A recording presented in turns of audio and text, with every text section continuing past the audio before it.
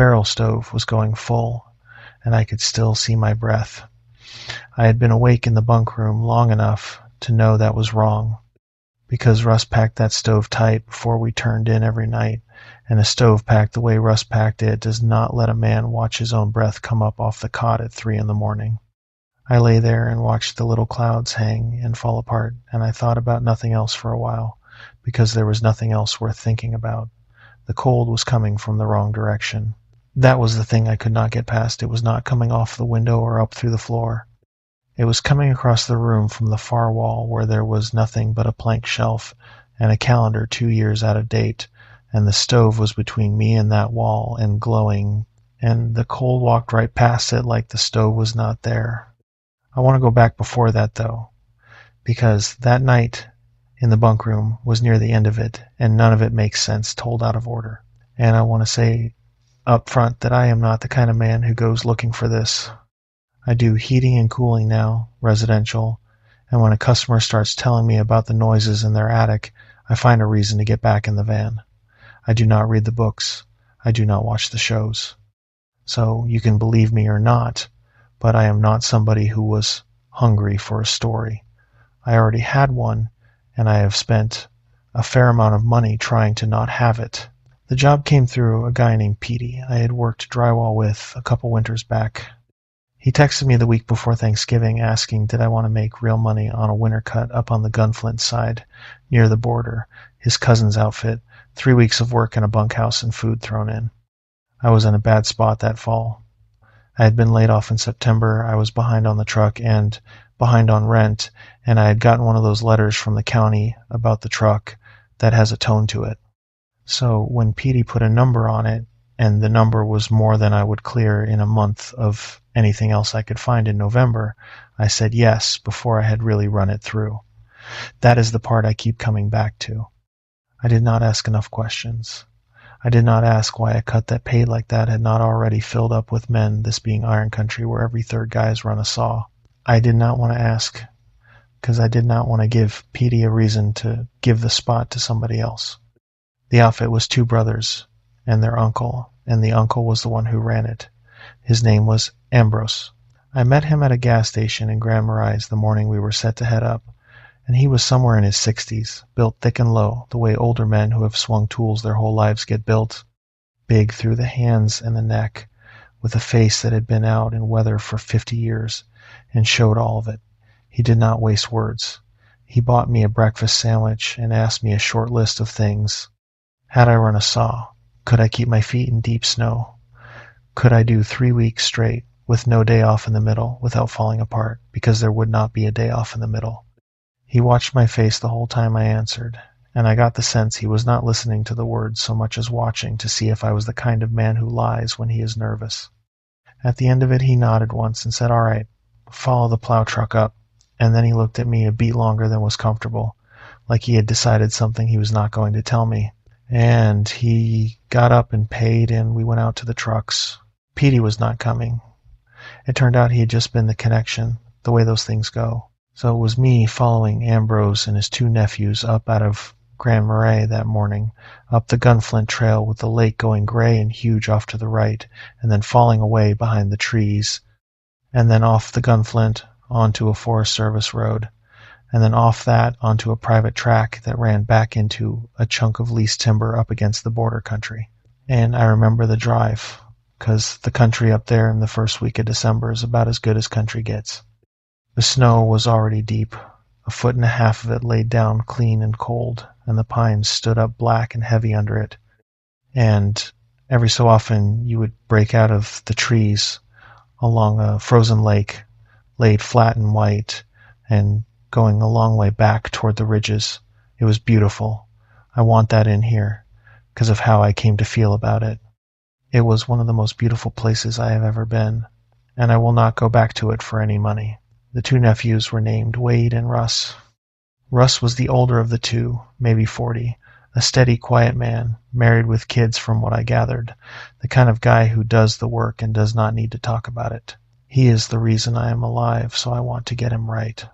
He was not a big talker, but he was easy to be around, and he had that thing that good crew guys have where he could tell you that you were about to do something stupid without making you feel stupid about it.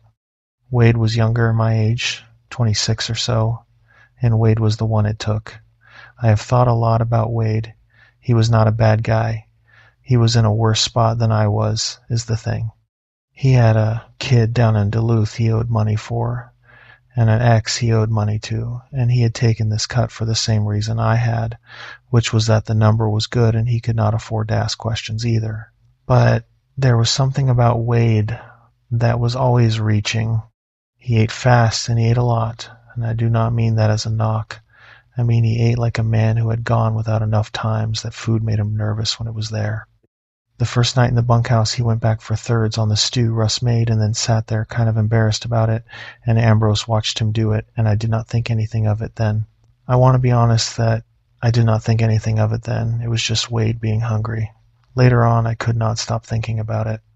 He talked to me that first night after the others turned in, the two of us feeding the stove, and he told me more than he probably meant to. He told me about the boy in Duluth and about being behind on the support, and how he had eaten one meal a day since October so the money would stretch, sometimes just crackers and the free coffee at the gas station where he had been pumping part-time before this. He said he had not had a real hot meal in a long time before Russ's stew, and he said it a little ashamed, and then he laughed it off. He said this cut was going to fix everything. He kept saying that this fixes everything, 3 weeks, and I am square with everybody, and there was a hunger in the way he said it that had nothing to do with food, a man reaching for the thing that was finally going to make him whole. I told him, yeah, it is good money, and I meant it plain, and I did not understand until much later that I had watched him hold up a lantern to himself in the dark, that I had watched him show the whole cold country exactly which door in him was unlocked. He was not greedy. I want that clear. He was not a man who wanted more than his share. He was a man with a hole in him where a normal life should have been, a boy he could not afford to be a father to, and he wanted that hole filled the way a starving man wants a table, and there are things out in that country that can smell a hole like that from miles off. And one of them was already coming down off the ridge toward the light in our windows while Wade sat there telling me how everything was finally going to be all right. The cut was on a lease that Ambrose had picked up cheap. I learned that early, the first day, not because he told me, but because Russ mentioned it while we were unloading, said his uncle had gotten the timber rights on this piece for about half what it should have gone for, that nobody local had bid on it, and that Ambrose had bid on it anyway, because the wood was good and the price was practically a gift. Russ said it, the way you say a thing you have already decided not to think about too hard. I did not catch the weight in it. It was just business to me. A cheap lease is a cheap lease. It was only later, when Ambrose finally said a little more, that I understood a cheap lease can be cheap for a reason, and that the reason can be one that everybody local knows and nobody local will say. The bunkhouse was an old trapper's cabin somebody had added onto one main room with the barrel stove and a plank table and a 2-burner propane setup, and a bunk room off the back with 4 cots in it. There was a generator for a couple of lights and to keep the well pump from freezing, and there was a lot of split wood already under a tarp, more than 3 weeks of men would burn, and there was a good deep snow all around it, and the black trees standing close on 3 sides, and a frozen lake off the 4th side, going back flat and white toward a low ridge. That ridge is important, so hold on to it. It ran along the north edge of the lease, up above the far shore, and the good timber we were there to cut ran back toward it. The first day was just work, and it was some of the hardest work I have done. Winter logging is a different animal from summer. The cold takes something out of you that the labor does not put back.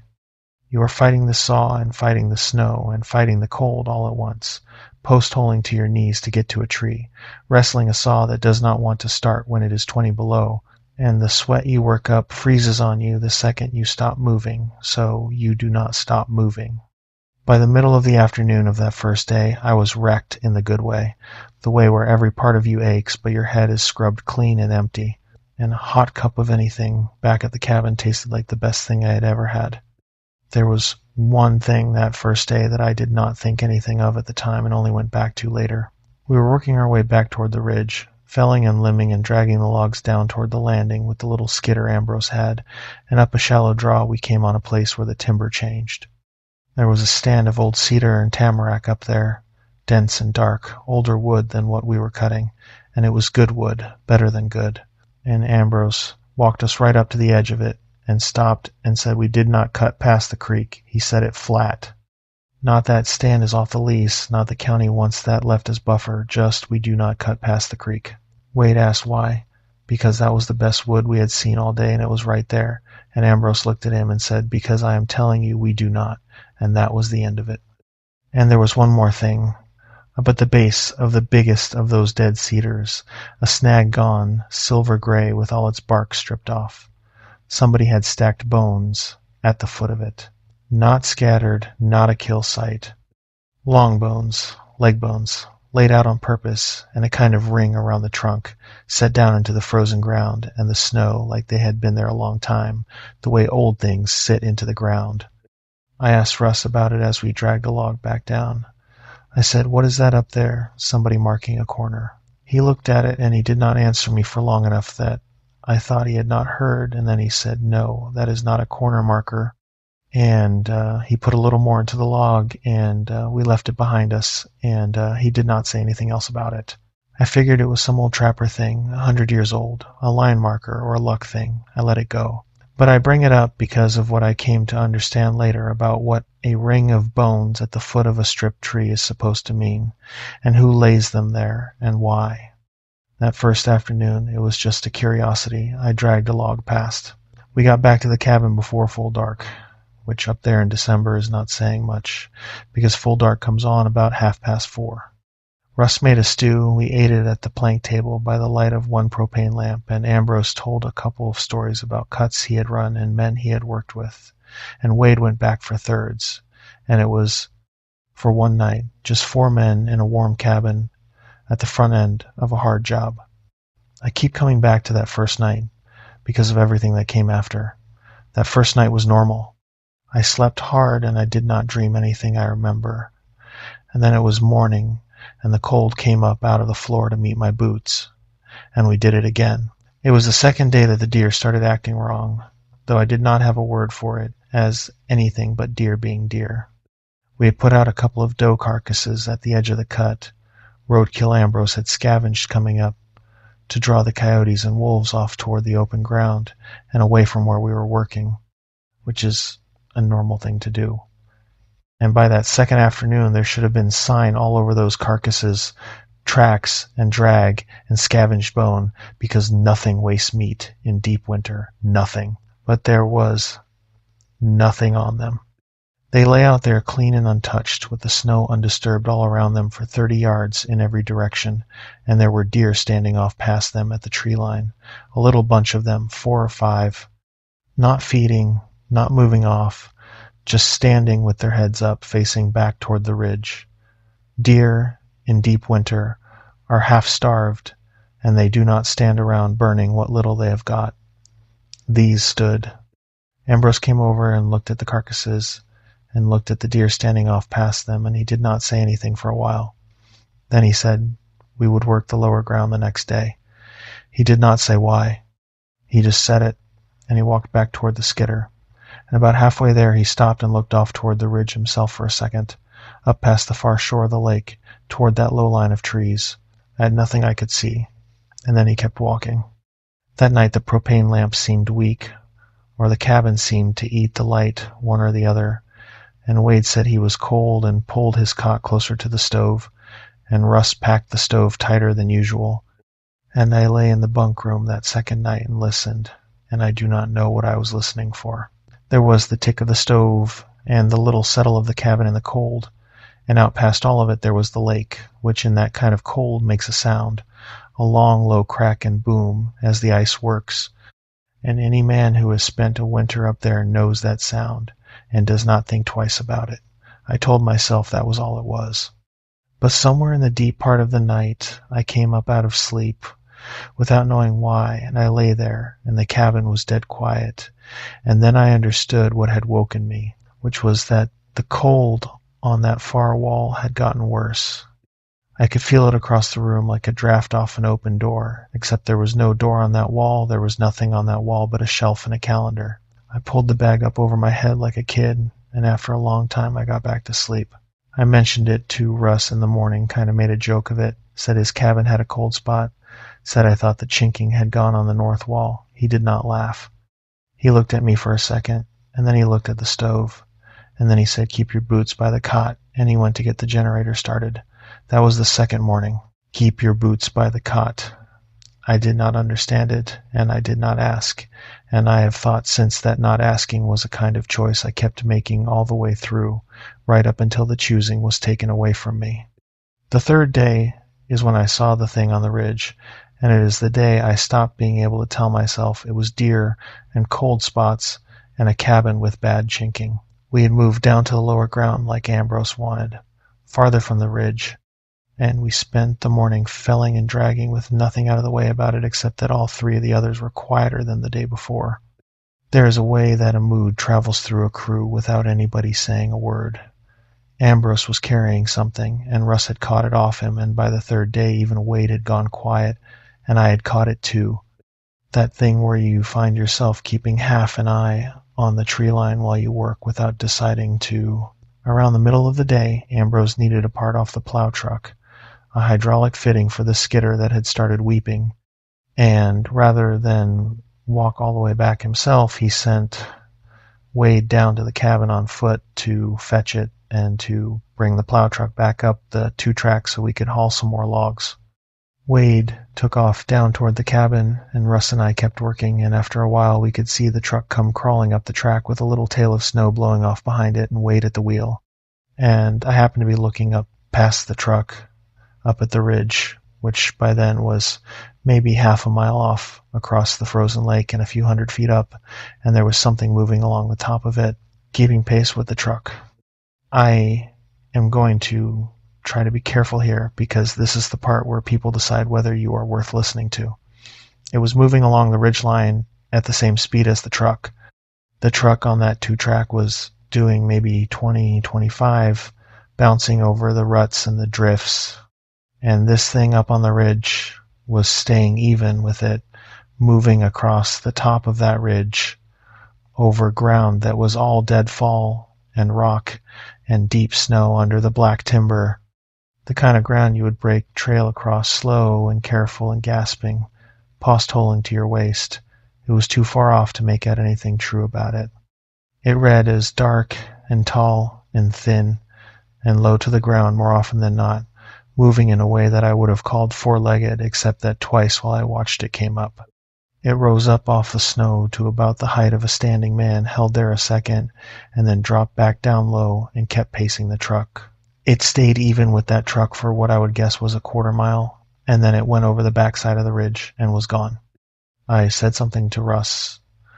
I said, "What is that on the ridge? Is that a guy?" And I heard my own voice come out thin. Russ turned and looked, and he watched it the whole time until it dropped over the far side, and he did not say a word while he watched. And when it was gone, he turned back to the log we had been working, and he said, in a flat voice with nothing in it at all, "We are not going to talk about that. Not, I do not know what that was. Not, probably just a moose. We are not going to talk about that." And the flatness of it shut my mouth all the way. Wade never saw any of it, down in the truck with the angle and the snow blowing and watching the track. We loaded logs, and Ambrose drove the truck back down himself, and we finished out the day. And that evening Ambrose did a couple of things he had not done the first 2 nights. He built the fire up bigger than usual and kept feeding it, a real fire, not a hold-the-cabin fire. And at one point he got up without a word and walked a slow circle all the way around the outside of the cabin, the whole thing, the woodpile and the generator and both trucks, stopping every few steps to look off into the trees, toward the lake and the ridge beyond it. When he came back in, he told all 3 of us to keep our boots on that night. Wade asked why, and Ambrose said, "Because I am telling you to," and we did. We slept in our boots. I want to say something about Wade because he changed across the middle of that week. He had come in loose and hungry and a little bit of a talker, and by the 3rd and 4th day he had gone quiet and watchful, and worse than that, he had started listening. That is the only way I know to say it. He would stop in the middle of what he was doing and turn his head like he had caught a sound, and there would be nothing, and he would go back to it. I asked him once what he kept hearing, and he said nothing, forget it, and he did not meet my eye. I think now that he had started hearing it before the rest of us did, and that this is how it works, that it finds the one who is reaching for something and it reaches back, and it had found Wade, because Wade was the hungriest man on that crew in every way a man can be hungry. On the fourth morning, we found the tracks. I went out first that day to get the generator going, and the light was just coming up gray over the lake, and the new snow from the night had laid down clean over everything, and the tracks were in it. They came out of the tree line on the north side, where the good timber ran back toward the ridge, and they crossed the open ground toward the cabin, and they went all the way around it once. A full, slow circle around the outside of the cabin in the fresh snow, close in, right up against the walls, and then back out the way they had come, and they were the wrong tracks. I stood there in the cold with the pull cord of the generator in my hand, and I could not make them be anything I knew. They were not a wolf, and they were not a moose, and they were not a man in boots. They were bare feet. A man's bare feet, near enough, except the stride was too long, twice what a walking man leaves, and the toes were spread too wide and pressed in too deep, and there was no drag, no stumble, no sign anywhere that whatever left them had felt the cold at all, and it was 40 below. I got Ambrose and Russ out to look. Ambrose walked the circle slow, with his hands in his coat, and he did not say anything. Russ crouched down over one of the prints where it came in close under the bunk room wall, the cold wall, and he took his glove off and he put his bare hand down flat in the snow next to the print, and then he put his fingers down into the print itself, and he pulled his hand back fast. I asked him what. He did not answer me, so I did it myself, because I am the kind of fool who has to know, and I put my fingers down into the bottom of that print in the snow, and it was warm. The snow all around it was 40 below and squeaked when you stepped on it, and the bottom of that print was warm, like something had stood there a long time and left its heat in the ground, and the heat had not gone out of it yet. I have laid awake over a lot of things from that week, and that is near the top of them, the warmth in the bottom of that print, because a living thing that warm does not walk barefoot in 40 below, and a thing that walks barefoot in 40 below is not living, and both of those were true of the same track under my 2 fingers. Ambrose told us to come inside. He told me to quit staring at them. He said the same thing he had been saying all week without saying it, which was that looking was a way of answering, that the more attention we put on it, the more of us it had. And he said the tracks would be gone by afternoon, and to leave them be until they were gone by afternoon, not filled in by wind, because there was no wind that morning, gone. The circle around the cabin was clean snow again by the time we came in for the noon meal, unbroken, like nothing had ever walked it, and that was worse than the tracks had been, because tracks at least are a thing that happened once and is over. There was a daytime thing on the 4th day, too, before the night it came to the cabin. We were working the lower ground, and the wind had come up out of the north across the lake, steady, the way it does midday up there, hard and dry and cold enough to take the skin off your face.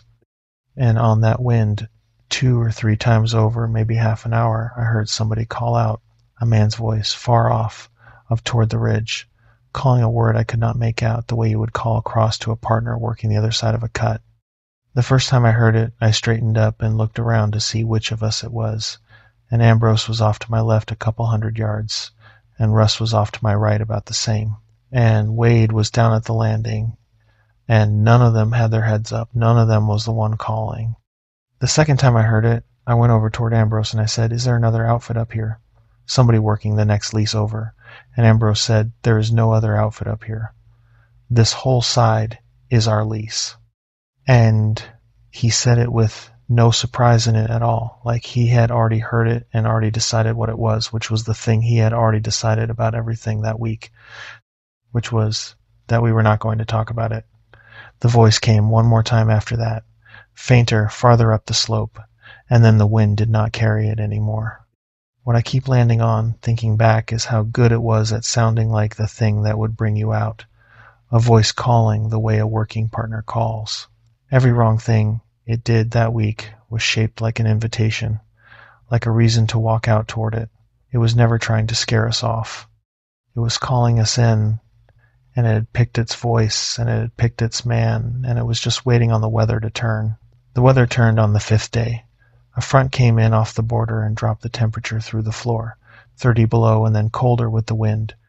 The kind of cold where the snow squeaks under your boots and your breath freezes in your beard and the saws will barely run.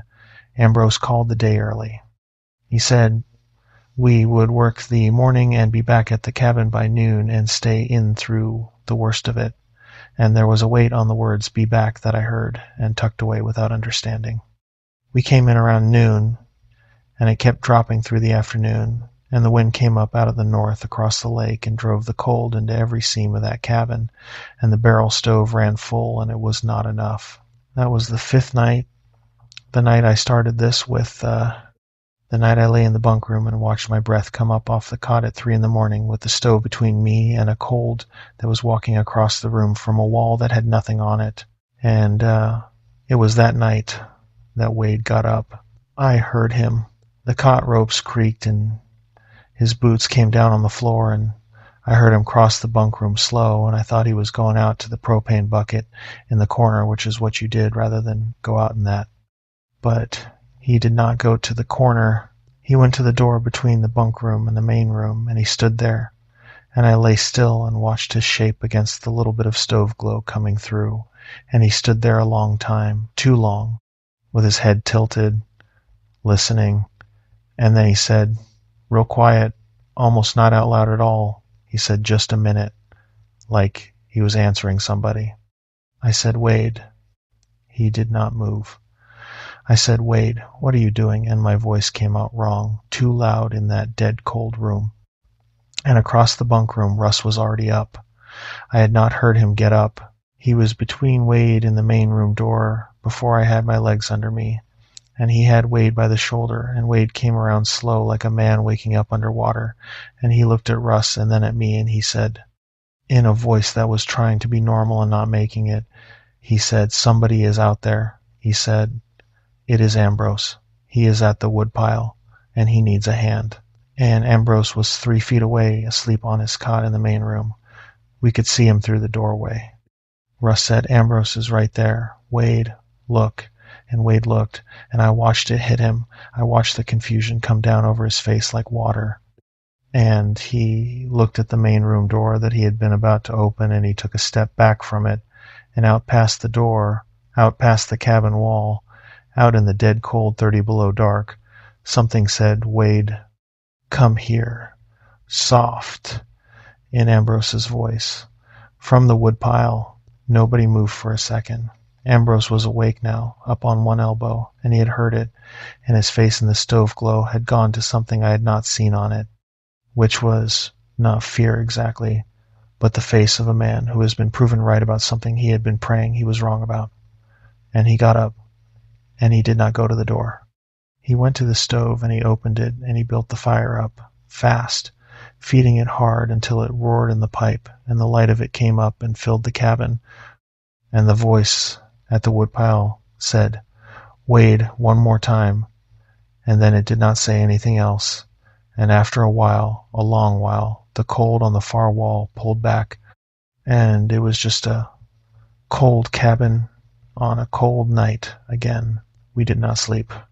Ambrose kept the fire high, and the 4 of us sat up around it with our backs to the stove and our faces to the walls. And along toward what must have been 4 or 5 in the morning, Ambrose finally said a little more than he had said all week.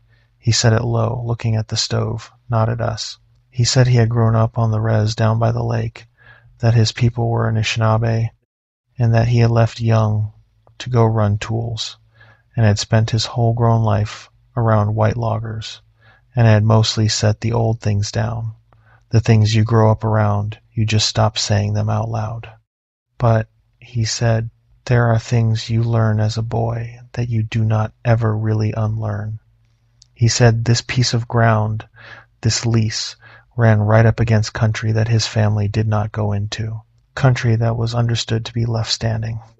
And he said that when this timber had come open a couple of years back it had gone cheap, real cheap, cheaper than wood this good should ever go, and that no local outfit had touched it, and that he had known exactly why no local outfit had touched it, and he had bid on it anyway, because the wood was good and the price was a gift, and he had told himself, at his age, after the life he had lived, that he did not believe in any of that anymore. I asked him what it was. I could not help it, and he looked at me across the fire the way you look at a boy who has said a thing he does not understand, and he said, "Do not do that." He said, "You put a name on it out here, you say what it is out loud, and you are calling it." He said, "That is how it works.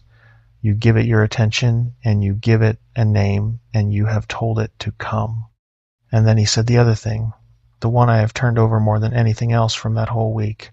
He said the reason it wants Wade is that Wade is starving, and it knows a starving man when it finds one, because that is the only thing it is starving, and it does not want to eat him. It wants him to be it, and he would not say any more than that, and he told us to keep close to the stove and try to rest, and none of us did. We should have driven out at first light. I know that.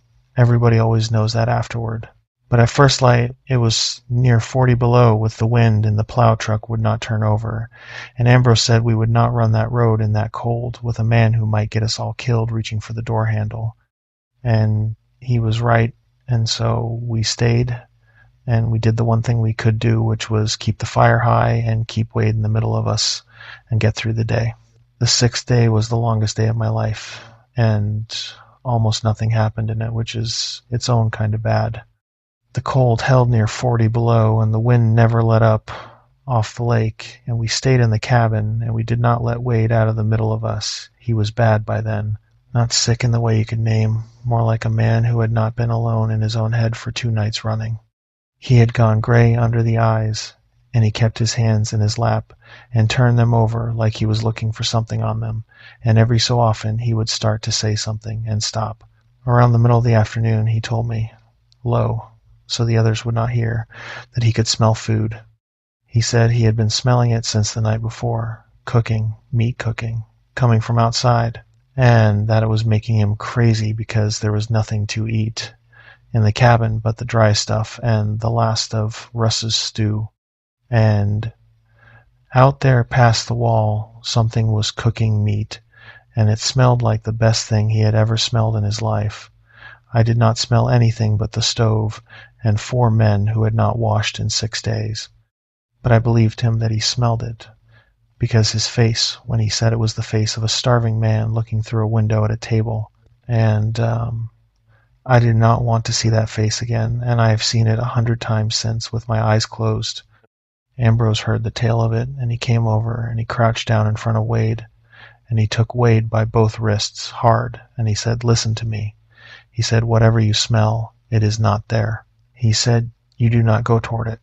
He said, "You have a boy down in Duluth, and you are going to see that boy again, but only if you sit here by this stove, and you do not go toward anything you smell or anything you hear, no matter whose voice it is, no matter how much you want it." And Wade nodded like a kid, and for a while it seemed to reach him, and then the light started to go 4:30, and the dark coming down blue, and then black over the lake, and I watched Wade start to listen again. The 6th night is the night it came in, and I have gone back over it more times than I can count trying to get the order right, and the honest truth is that pieces of it are just gone, cut clean out, the way things go when your whole body dumps everything it has into your blood at once, and your memory stops writing anything down. But I will tell you what I have. We were all 4 of us up, boots on, the fire high. It started with the smell. It got into the cabin all at once, and this time I smelled it too, and it was not cooking meat. Whatever Wade had been smelling to draw him, that was for Wade. What came into the cabin that night was the other thing, the true thing under it, and it was the smell of a chest freezer that has lost power and stood shut for a week. Sweet and wet and organ heavy and wrong. A smell with the memory of meat in it and no life. Russ gagged and put his sleeve over his face. Ambrose stood up off his stump by the stove. Then the horses of it, if you want to call them that, the sounds. There was a weight that came onto the roof. not a branch, not snow load sliding. A weight that moved, that shifted its footing up there on the low roof over the bunk room, and then held still, and the whole cabin felt it, the way a small building feels a big man on the roof. And then from the bunk room, from the back wall, the cold wall, came a long dragging pressure, something hauling its weight down the length of the outside of that wall, slow from the roof line to the ground. And then the low knock. Down at the bottom of the bunk room wall, near the floor, 3 slow knocks, patient, the way you would knock on a thing to see if what is inside is going to answer. And it started talking. It went through voices, the way a man goes through keys on a ring looking for the one that fits the lock. It was Wade's boy first. A little kid's voice, 4 or 5 years old, crying somewhere out past the bunk room wall in 40 below dark, calling Daddy, calling it the way a scared kid calls it. Daddy, where are you? I'm cold. And Wade came up off the stool like he had been stung, and Russ caught him and put him back down and held him there. And Wade was crying, saying, "That's him, that's my boy." And Ambrose said in a hard, low voice, "That is not your boy. Your boy is asleep in a warm bed in Duluth. That is not your boy." And the voice out in the dark heard that, or something like it, because the crying stopped, and after a quiet it came back as a woman, an older woman, and Wade made a sound and said, "Mom." And it was his mother, and she was saying his name soft and tired from right outside the wall, saying she had driven all the way up, saying she could not feel her feet, saying, "Let me in, honey, I am so cold. Let me in." It went on like that. It ran through everything it had, and the worst of it was how it did not hurry. It had all night, and the cold was on its side, and it knew both those things, and it just kept laying voices down against the wall, soft, one after another, waiting us out. It did my voice for the others. I heard it.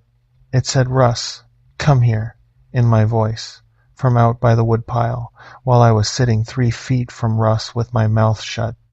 And Russ looked at me, and I looked at him, and neither of us said anything because there was nothing to say. It is a thing I cannot describe, hearing yourself from outside, from somewhere you are not. It hollowed something out in me that is never filled back up. And then it stopped being polite. There was a long quiet, the longest of the night, and I remember thinking, God help me. I remember letting my shoulders come down off my ears and thinking it had finally quit. And then the whole back wall of the bunk room came in. Not torn, not yet, driven. The logs of that wall were chinked tight, and they did not break. But the whole wall bellied inward with a groan like something big had thrown its full weight against it from outside, and the cots jumped, and the calendar came off its nail. And then it hit again, and the third time it came through. It came through the chinking and the gap between 2 logs high on that wall, and it got Wade. I did not see all of it. I have made my peace with the fact that I did not see all of it, and that what I did see is enough. There was an arm. That is the part I will not soften for anybody. It came through the gap in the logs, and it was too long, and it was thin, past what a living thing should be and live, wrapped in a hide gone gray and patchy, and the hand at the end of it, the fingers were too long and the nails were black and packed, and it closed around Wade's shoulder, and it started to pull him up the wall toward the gap. And Wade screamed, a sound I had never heard a man make and do not want to hear again, and I do not think he was screaming from the pain. I think he was screaming because a part of him wanted to go, because it had spent 2 nights working on the part of him that was starving, and now that part wanted up that wall and into the cold, and the rest of him was screaming at it. Ambrose got to him first, both hands on Wade's arm, and Russ got Wade around the waist, and I got a fistful of the back of Wade's coat, and for a few seconds it was just that. A tug of war over a screaming man, us hauling him down and in, and the thing up in the gap in the logs hauling him up and out. And I want to tell you about the strength on the other end of it, because it is the thing that stays with me more than the smell or the arm or the voices. It was not a man's strength, and it was not a bear's. I have braced against things. I have pulled a stuck truck and been on the wrong end of a come-along that let go. The pull on the other end of Wade was stronger than the 3 of us together, and leaning back with everything we had. And the worst of it, the part I come back to at 3 in the morning my whole life now, is that it did not feel like it was straining. It did not feel like we were close to winning some hard contest. It felt like it was barely working at it, like it could have taken him whenever it wanted and was only seeing whether we would let go. What ended it was the fire. It is always the fire. Ambrose let go of Wade with one hand, which nearly cost us, and he reached back to the stove, and the stove was open and roaring, and he took up a length of split pine that was burning at one end. A good hard chunk gone to flame, and he came up with it, and he drove it into the gap in the logs, into the dark where the arm came out of, and he shoved it into whatever was up there in the cold pressing against the wall. And there was a sound, not a roar, not a scream, a hard, sharp huff and exhale, low and close, and felt in the chest more than heard, the sound a big animal makes when it takes a blow it did not expect. And the arm let go of Wade, and Wade came down on top of the three of us, and we all went over in a heap on the bunk room floor. And up above us, the wall stopped moving, and the weight went off the roof. Not fast, unhurried, even then, and the smell started to thin, and after a while there was nothing pressing on that wall but the cold. We did not wait for morning. We could not. There was a hole in the wall now, and the cold poured through it, and we could not keep that room above freezing. But we could not run either, because the plow truck was dead in the cold, and the road out was miles of bad two-track and near 40 below, with a man in the truck who might reach for the door. So we did the only thing left. Ambrose said, "We go to the trucks, and we get them running, and we do not stop for anything, and we do not open a door for any voice." And we got Wade up between us, and Russ took the propane torch we used to warm the saws, and we went out into it. I am not going to spend long on the drive out because parts of it are gone, and the parts that are not, I do not like to visit. Ambrose ran the torch under the oil pan of the plow truck, and we got it turning over on maybe the 10th try, and we put Wade in the middle of the bench seat between Ambrose and Russ where he could not reach a door, and I took my own truck behind them because it had started, and we went down that two-track in the black cold with the headlights bouncing wild on the drifts. And for the first mile, up on the ridge that ran along above the road on the north side, something kept pace with us. I caught it twice in the swing of my lights, where the road bent that way, up on the rock and the deadfall, even with the trucks. That long, thin, low shape, eating up ground. No animal could cross at that speed in that snow, pacing us, not closing, just staying even the way it had stayed even with the truck on the ridge on the third day, letting us know it was there. And then we came down off the lease. There was a gate at the bottom where the private track met the Forest Service road, a plain wire gate we had left open, and past it the road had been plowed for the first time in days by the county. And we went through that gate and out onto the plowed road, and it was not on the ridge anymore. I watched the mirror. The ridge behind us was just a black line under the stars. It had not come past the gate. It stopped at the edge of that ground like there was a line drawn across the world that it would not step over, and behind us the lease sat dark and cold and empty, and we drove. We got to the hospital in Grand Marais a little before dawn. Wade had 4 long gouges raked down his shoulder and his upper back, deep ones, and the skin around them was the wrong color, gray-white and hard. And his arm on that side had gone cold to the touch all the way to the hand and would not warm. The staff there took him in and did what they do, and there was a lot of asking what had gotten him, and Ambrose did the talking, and he kept it flat and short. An animal had come into our camp in the night, he said, and we had not gotten a clear look at it in the dark, and it had raked the boy, and we had driven him out. And the man cleaning the gouges, an older man, stopped for a second when Ambrose said which lease we had been cutting, just stopped with the gauze in his hand. And then he went back to the work, and he did not ask anything else. He did not ask what animal again. He just finished and taped it and did not look at any of us for a while. The gouges did not heal right. I want to say that much about it without making more of it than there is. The ones that were just cuts, closed up, more or less on schedule. But the cold in that arm did not leave.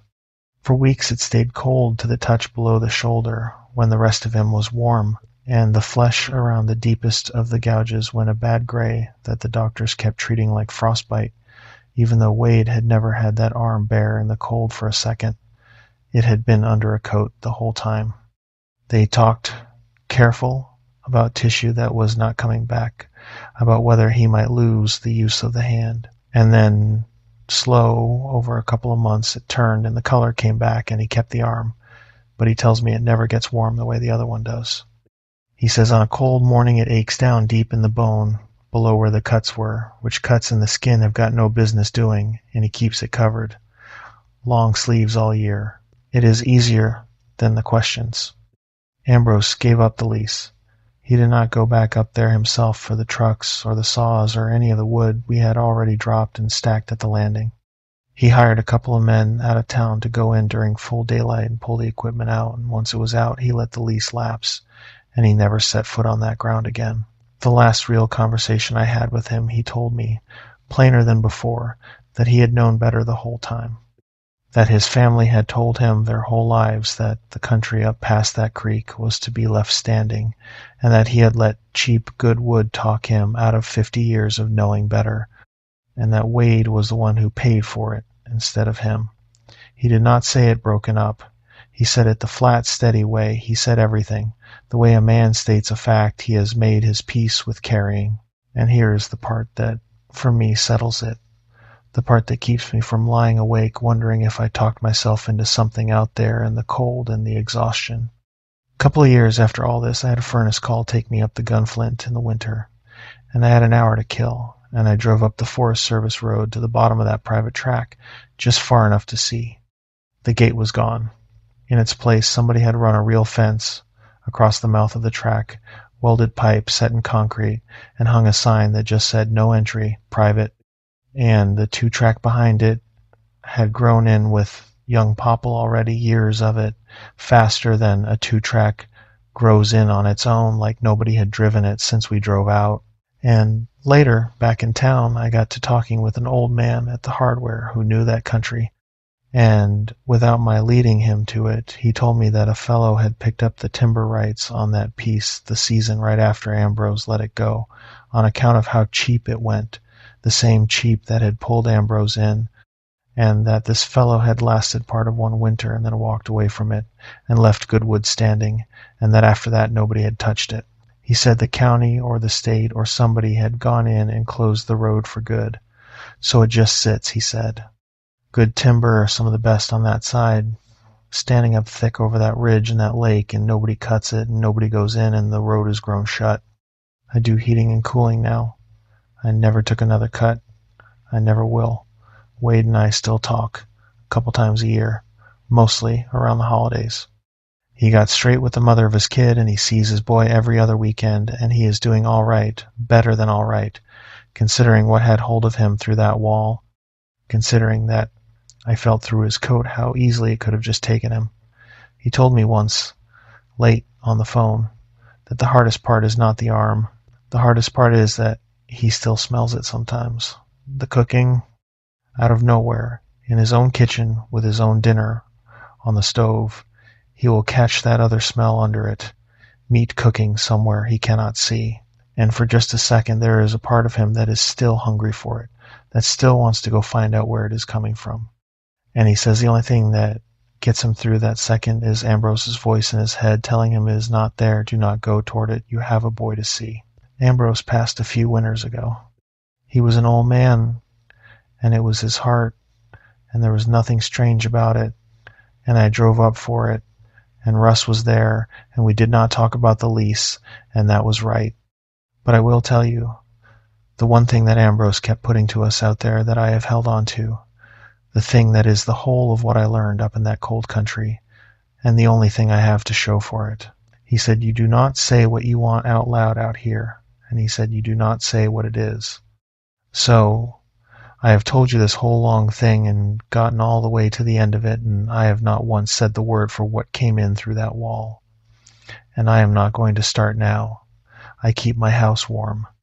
I keep it too warm, my wife says, all year, even in July, and she has stopped asking why. And I keep a fire laid in the wood stove in the front room with dry pine and kindling and a lighter on the mantel above it, ready to go, in a house with gas heat that does not need it. I do not tell her why I do that either. She thinks it is for the power going out. That is fine. Let her think that. I know what it is for. The flag tripped on the far tip-up around 2 in the morning, and Cole was out of his bag and across the shack before I even had my eyes open. And by the time I got the lantern turned up, he was already yanking the door open on the cold, and I remember thinking, real clear, that a man does not move that fast for a walleye. Nobody wants a fish that bad. I had known Cole since we were kids, and I had never once seen him get out of a warm sleeping bag with any speed at all. And here he was, going out the door of an ice shack at 2 in the morning into 30 below. Like the flag on that tip-up was the last thing on earth he wanted. That was the third night. I want to go back before it, because it does not make any sense told out of the middle, and because I need you to understand who Cole was before, so that you understand what happened to him was not him. It was not a thing he did. It was a thing that was done to him, because he was the one of us with the hole in him, and it went straight for the hole, the way water goes for the low place in a floor. The three of us had been friends since middle school, me, Cole, and Danny. We grew up in a town south of the range that does not matter to this, except that it was the kind of town where ice fishing is not a hobby. It is just what you do from December to March, because the alternative is sitting inside looking at the same 4 people. Danny had a good job by then, welding, married, a baby coming. I was doing okay, driving truck regional, home most weekends. Cole was the one who was not doing okay. Cole had been laid off in the fall when the mine idled a shift, and his wife had left around the same time and taken their girl to her mother's over in Wisconsin. And Cole was living back in his dad's house at 30 years old, sleeping in his childhood bedroom, and he was not right. He was too loud when we hung out and too quiet in between, and he had gotten this thing about winning that he never used to have. Cards, the pull tabs at the bar, anything with a score. He needed to come out ahead of something. I think when a man loses enough all at once, he starts needing to win at whatever is in front of him, because it is the only lever he has left. So when Cole called in January and said his uncle had a permanent shack out on the big lake up north, a real nice wheelhouse, sleeps 4, propane heat, and that the uncle said we could use it for a long weekend, all we had to do was tow it back off the ice. When we were done, I could hear in Cole's voice that this was not a fishing trip to him. This was going to be the thing that turned it around. He kept saying we were going to limit out. He kept saying it. We are going to load the truck, he said. We are going to come home with more fish than we can eat. And I remember Danny giving me a look on the phone that Cole could not see, because Danny heard it too. That reaching in Cole's voice, this weekend fixes everything, which is a thing no fishing trip has ever done for anybody. I should say more about Cole before, because the man who went out onto that ice was not the man I grew up with, and I do not want him remembered as the man on the ice. The Cole I knew was the easiest guy in the world to be around. He was the one who never kept score, is the thing.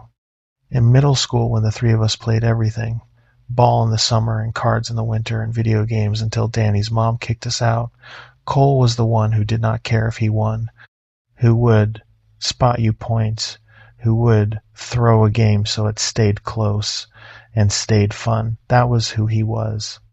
So when I tell you that by that winter he had gotten a thing about winning, you have to understand how wrong that was on him, how backward, like watching a left-handed man suddenly do everything with his right. It was the clearest sign that something had come loose in him, and I saw it and I did not know what to do about it, and I told myself a good weekend would help, and that is the closest I come to blaming myself, that I looked at a man coming apart and I prescribed him a fishing trip. Danny saw it clearer than I did. Danny always saw people clearer.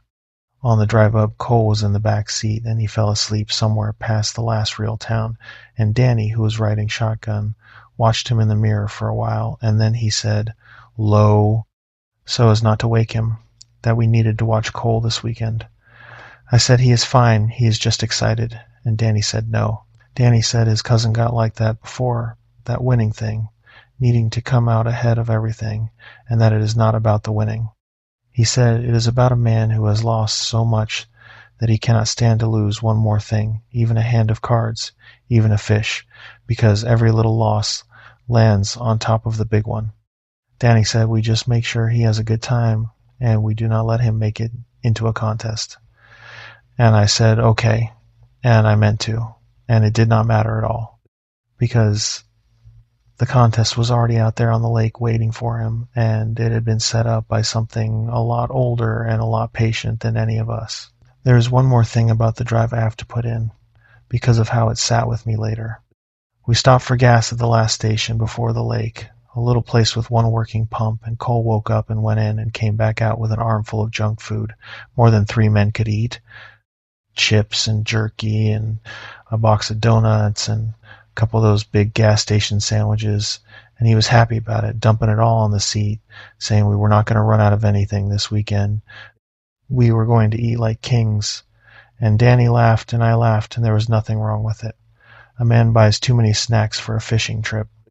But I have thought since about the way Cole said it, we are not going to run out of anything, the way he looked at that pile of food on the seat, and I think about the fact that a week before he had been a laid-off man eating 1 meal a day in his father's house, and I think the hunger in him was already close to the surface by then, close enough that a thing waiting on a lake 100 miles off could maybe already feel it coming up the road toward it, the way you feel a truck on a bridge before you see it through the deck in your feet. We drove up on a Thursday. It was a long drive, 4 hours, and then some, north and north, until the towns got small, and then stopped, up to where the big lake sits against the border, so big that standing on the shore of it in winter is like standing on the shore of an ocean that has frozen white and flat, and going back so far you cannot see the far side, just white running into gray sky. We stopped at the access, which was a plowed lot next to a bait shop, and a boat landing that in winter was just a plowed ramp down onto the ice where the trucks went out. And the bait shop is where we met the old man. He was behind the counter, an old man, native, Ojibwe, I would guess, though I did not ask, somewhere past 70. And he sold us minnows and a couple of spud bars and let Danny use the bathroom, and he asked us where we were setting up. Cole told him his uncle's wheelhouse was already out on the ice, out past the second pressure ridge, and gave the uncle's name, and the old man nodded like he knew the uncle. And then Cole said the thing that changed the old man's face, which was that we were thinking about towing the shack even farther out toward the far point, because his uncle said the big fish had moved out that way, out toward where the point came down off the far shore into the lake and made a long, shallow flat. The old man stopped counting out our change. He looked at Cole for a second, and then he looked at all 3 of us, and he said, do not set up past the point. He did not say it spooky. He said it the way he would have told us the ice was thin out there, flat and plain, like a fact about the lake. Cole laughed a little and said his uncle fished out there all the time, and the old man said, your uncle fishes up to the point. He said everybody fishes up to the point. Nobody sets up past it. And Cole asked why, because Cole always had to know the score, and the old man went back to counting out the change, and he said the fishing is no good past the point. He said it in a way that meant it was the end of it, and it was not a way that made me believe the fishing was the reason. He gave Cole the change, and he said one more thing as we were going out the door with our minnows. He said, if you hear somebody out on the ice at night, you stay in the shack. He said it to Cole's back. And Cole said, thanks, man. Have a good one. The way you do.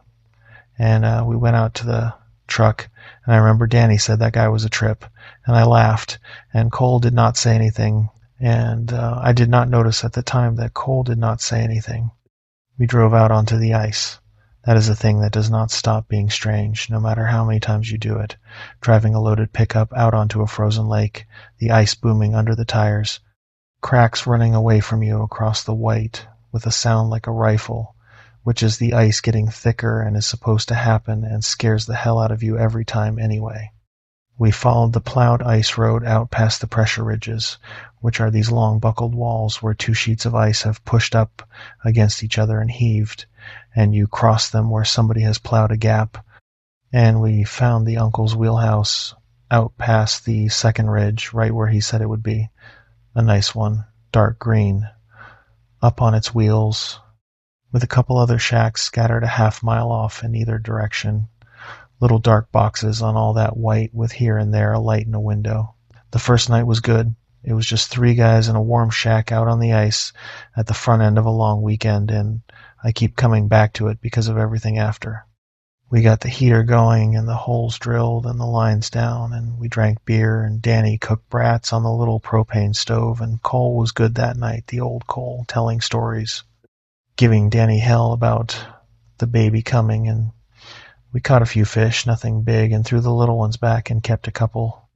And Cole was happy about the couple we kept, in a way that was a little too much, but that I was glad to see, because it was better than the quiet. We turned in late, and out on the big lake at night the ice talks, those long booms and cracks rolling away under you in the dark, miles of it, and any man who has slept on the ice knows that sound and does not think twice. And I lay in my bunk that first night and listened to the lake work, and I thought this was a good idea. This was going to be good for Cole. It was the second day that the fishing went wrong, though at first it just seemed like slow fishing, which happens. We fished hard all that second day and caught almost nothing, and it was the wrong kind of nothing. Slow fishing is slow fishing. You sit and you jig and you wait, and eventually something comes through. This was not that. The flags on the tip-ups would trip, which means a fish took the minnow and ran, and we would go out and take up the line, and there would be nothing on it, and the minnow would be gone, cleaned off the hook, not chewed, not torn, just gone, and no fish. That happened maybe a dozen times that day. Danny said it was pike stealing bait, and I said maybe, but pike leave a mess, and these hooks came up clean, and the more it happened, the quieter Danny got about it.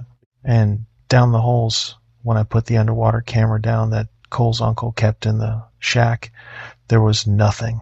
No fish, nothing. No weeds moving, no minnows, no bottom detail, just green water going down into dark, and once, only once, I thought I saw the water down there move. Not a fish, a kind of pull in the water, like something big had passed through, off to the side, out of frame, and I took the camera up and I did not put it back down. The other shacks bothered me by the afternoon. There were 3 or 4 of them scattered out on the ice within sight of us, dark boxes on the white, and a couple of them had lights on in the windows come dark, but I never once saw a truck at any of them. And I never saw a person go in or out the whole time, and no smoke off any of their heaters, which in that cold there should have been. I mentioned it to Danny, and he said, "People leave lights on." And I said, "With no truck." And he did not have an answer for that, and neither did I, and we let it go, the way you let things go when you do not want them to be what they are. It was late that second afternoon, the light already going flat and blue toward dark, that I saw the figure out on the ice. I had gone out to the truck for another case of beer, and I was looking off toward the nearest of the dark shacks, the one maybe half a mile off toward the point, the one with a light in the window and no truck. And there was a man standing next to it, out on the ice by the corner of that shack, standing. And I stood there by our truck with the case of beer going cold in my hands, and I watched him, because a man standing dead still out on the ice in that cold with the dark coming on is a thing you watch. He did not move. He did not go into the shack, and he did not walk anywhere. He stood at the corner of it facing us, half a mile off across the flat white, and he was the wrong size. That is the only way I know to say it. A shack out there is a known size, and a man next to it is a known size against it, and this one was too tall against the shack, a head and shoulders taller than the door he stood next to, and too thin. Thin the way a dead tree is thin. And he stood there facing our shack and did not move, and the longer I looked, the less I wanted to be looking. I went and got Danny. I did not say anything. I just said, "Come here." And Danny came out, and I pointed, and Danny looked, and Danny was quiet. And then Danny said, "That is a guy. That is just some guy ice fishing." And I said, "Look how tall he is against the door." And Danny looked longer, and then Danny did not say anything else at all. We stood there together and watched it, and then the light dropped another notch, the way it does at that hour, and I looked away for 1 second, to see was Cole coming out. And when I looked back, it was not by the shack anymore. It was farther out. It had gone a couple 100 yards farther out toward the point without either of us seeing it move, and it was lower now, down low to the ice, and while we watched, it came up. It rose up off the ice to the height of a standing man, all at once, straight up, no bracing to it, the way nothing that stands the way a man stands can stand up, and it held there facing us a moment, and then it dropped back down low and went out toward the point and was gone into the blue dark. Danny went inside after that and would not talk about it, and I stood out there alone by the truck for another minute like a fool, and I heard, from out toward the point, faint and carrying flat across the ice the way sound does out there, a voice. It called a name I could not make out, once, the way you call across the ice to somebody working a hole on the far side. And there was nobody out there to call and nobody out there to answer, and I took the beer inside and shut the door. Cole spent the whole second day talking about the far point. It was all he wanted to talk about. The fishing was dead here because the fish had moved out to the point, he said. The shallow flat out there was where they were stacked up. His uncle had said so. And we were sitting here catching nothing when we could tow the shack out past the point in an hour and be on top of them. And I kept saying the old man at the bait shop told us not to, and Cole kept saying the old man was selling minnows, what does he know, and there was an edge in it, a need in it. And I understood that for Cole this was not about fish anymore. He had come up here to win at something, and the lake was telling him no, and he could not stand it. He needed the far point, the way he needed everything that fall, the way a drowning man needs the thing just past his fingers. That night, the second night, he barely ate, and he sat up after Danny and I turned in, and I woke once and saw him at the little window of the shack, the propane light off, just sitting there in the dark looking out the window across the ice toward where the point was, and I did not say anything, and I went back to sleep. And I have been sorry about that particular going back to sleep for a long time. And that second night is the first time I felt the cold. The heater was going, and the shack was warm, and I woke up cold anyway. Cold on the side of me that faced the far wall, the wall that faced the point. A cold coming across the shack like a draft off an open door, except there was no door on that wall, and the heater was between me and it, glowing, and the cold walked right past the heater like it was not there, and laid itself against my back. I pulled the bag up over my head. It is a childish thing to do, and I did it, a grown man, and I did it every night after that too. We moved the shack the third day. I want to be honest that I helped. Cole worked on us all morning, and by noon Danny had gone along with it because Danny was tired of arguing, and I had gone along with it because I did not have a good reason not to, that I could say out loud without sounding like the old man in the bait shop. And the truth is, I did not fully believe the old man in the bait shop, not in daylight, not yet. So we hooked the wheelhouse to the truck, and we towed it out toward the far point. An hour of slow driving across the ice with the shack swaying behind us, out past the last of the other shacks, out past the long, low pressure ridge that we had to hunt up and down to find a place to cross, and the far shore came up slow out of the gray with the point coming down off it. A long finger of black timber coming down to where it went under the ice, and we set up out past it, out on the flat, farther out on that lake than anybody was, alone, with the whole white world running back. The way we had come toward a shore we could no longer see. The fishing out there was incredible for about 2 hours. That is the part that got Cole, and I think it was meant to. The second we got lines down, the flags started tripping, and this time there were fish on them. Good fish, big walleye, a couple of pike as long as my arm, one after another, more than we could keep up with. And Cole was out of his mind, happy, whooping, running from tip up to tip up in the cold, and we filled the bucket and started a second bucket, and Danny got caught up in it too. And for a while it was the best fishing any of us had ever seen in our lives. And I want to tell you the thing I noticed at the time and said nothing about, because I did not want to be the one to say it and ruin it. The fish were wrong. Every one of them we pulled up through the ice was thin, starved.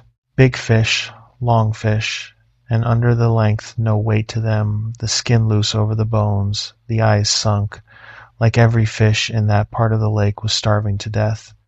And they came up onto the ice, and they did not flop and fight the way a fresh fish does. They lay there slow, working their gills, looking up at us. I told myself deep winter is hard on fish. I put one in the bucket and I did not look at it again. While the fishing was still going, I walked out a little way from the shack, out toward the point, to stretch my legs and get away from Cole's whooping for a minute, and I found the hole. It was an old auger hole in the ice, out maybe 80 yards toward the point, and it was open, that is the thing. In that cold, a hole you drill skims over with ice in 10 minutes, and is frozen shut, solid, in an hour. And this one was open, black water sitting in it, not a skim of ice on it, and there was no shack over it, and no heater near it, and no reason on this earth for it to be open. And it had the look of a hole that had been open a long time. And around it, laid out on the ice, were the fish. Dozens of them, big ones, walleye and pike, stripped down to the bone, clean, the way I have never seen a thing eaten clean. No gnaw marks, no scatter. The skeletons whole and laid out flat on the ice around that open hole, in a rough ring, frozen down into the surface, old, some of them, and some of them not old at all. It was a place where something came to eat. That is what I was looking at, and I knew it standing there, a table, a place a thing came back to. I heard Cole behind me before I could make myself walk away from it. He had come out from the shack, and he was standing over the open hole looking down into the black water, and I said, "Cole, come on." And he did not answer me for a second, and then he said, quiet, without looking up, "It is warm." He had his glove off and his hand down, near the water in the open hole, and he said, "The water in this one is warm, feel it." And I did not feel it. I got him by the arm, and I walked him back to the shack. And the whole way back he kept looking over his shoulder at the open hole and the ring of stripped fish around it, and I told myself the reason he kept looking was that he had never seen anything like it either, and I knew even then that was not the reason. It got dark at 4:30 the way it does, and the fishing shut off like a switch had been thrown, and the cold came down harder than any night yet, and that was the third night. The night the flag tripped on the far tip-up at 2 in the morning, and Cole went across the shack and out the door faster than any man wants a fish. I got the lantern up, and I went to the door after him, and Danny was awake now too, and we looked out, and we could see Cole out on the ice in the lantern light and the moonlight, out at the far tip-up, which was maybe 40 yards off, and he was not tending the flag. He had gone past the tip-up. He was standing out past it looking farther out into the dark, toward the point. And he was not moving. And there was no fish. The flag had tripped on nothing again. And Cole was just standing out there in his long johns and his boots, with no coat and 30 below, 40 yards from the shack, facing away from us, out toward the dark. I called his name. He did not turn. And then, from out past him, from farther out on the ice, toward the point, a voice said his name back. A woman's voice. It came across the ice, the way sound comes across ice at night, clear and flat and caring, and it was his wife. It was Cole's wife, who had left him and taken their girl to Wisconsin, and she was out there on the ice, in the dark, saying his name, saying, "Come here," saying, "I brought her, she wants to see you, come here." And Cole took a step toward it. Danny went out the door. I have to give Danny that. Danny went out in his socks and got to Cole before I did, and grabbed him by the arm, and Cole came around slow, dreaming, and he said, "That's her. That's them. They came up." And Danny said, "There is nobody out there, Cole." And he started walking him back, and Cole fought him for a second. Not hard, more like a man being woken from something good. And then the fight went out of him, and he let Danny walk him back to the shack. And the whole time we were walking him back, the voice out on the ice kept saying his name, and then it said mine. It said my name in Cole's wife's voice, and then it said Danny, and then it did a thing that I have never told anybody until now. It laughed. His wife's laugh out on the ice in the dark, once, and then again exactly the same laugh again, the identical 3 seconds of it, no breath between. Like a piece of tape being played twice, and that is the thing that took my legs out from under me. That laugh played twice, and I got us all 3 inside, and I got the door shut, and I got my back against it. In the morning there were tracks. They came in from out toward the point, across the snow that lay over the ice, and they came right up to the shack and around it once, slow, close in against the walls, and then they went back out the way they had come, out toward the point, and they were bare feet. A man's bare feet, near enough, but the stride too long, twice a walking stride, and the toes spread too wide and pressed too deep, and no drag and no stumble and nothing that said whatever left them had felt the cold, and it had been 30 below all night. And there was the other thing about the tracks that I have not been able to put down. Coming in toward the shack, there were 2 sets. Going out away from the shack, there was 1. 2 sets came to us in the night, and 1 set left. I counted them 3 times, because I could not make it be anything else. Danny would not look at them. Cole looked at them a long time, longer than the rest of us, and there was something on his face looking at them that was not fear, and that scared me worse than the tracks did. I crouched over one of them, one that came in close by the door, and I peeled my glove off and pressed 2 fingers down into the track, which I have wished ever since I had never done, and there was heat in it. The whole surface of that lake was 30 below, and squeaked when you walked on it, and down in the bottom of that 1 footprint sat a low body warmth, like something had stood there long enough to thaw the snow under it, and nowhere near long enough for it to set back up. And it came to me, kneeling there with my fingers, in that warmth, that a living thing that warm does not walk barefoot in 30 below, and a thing that walks barefoot in 30 below is not living. And both of those were true of the print under my hand. That was when I said we should go in. I said the fishing had been great, we had 2 buckets, we should tow the shack back to the access and go home a day early. We had won, we had limited out, Cole had gotten his big weekend. And I watched Cole's face while I said it, playing to the win, giving him the out. And Cole looked at me and he said, "We are not leaving." He said it flat, not like himself, and there was that thing on his face again, and he said, "The fish are here."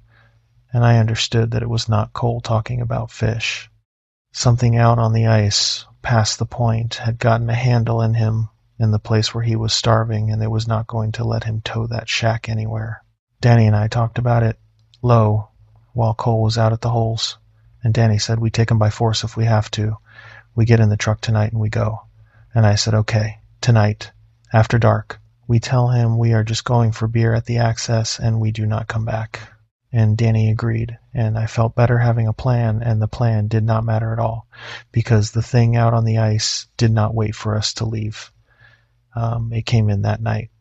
It had been coming closer every night, a circle around the shack the first time and closer the second, and standing at the tip-up in Cole's wife's voice the third. And the 4th night it decided it was done waiting, and it came into the shack after him.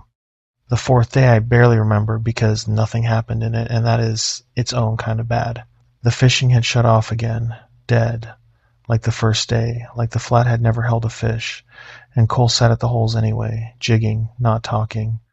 And Danny and I watched him, and watched the clock, and waited for dark so we could try to get him off that lake. He would not eat that day. He told me around noon, low, so Danny would not hear, that he could smell food.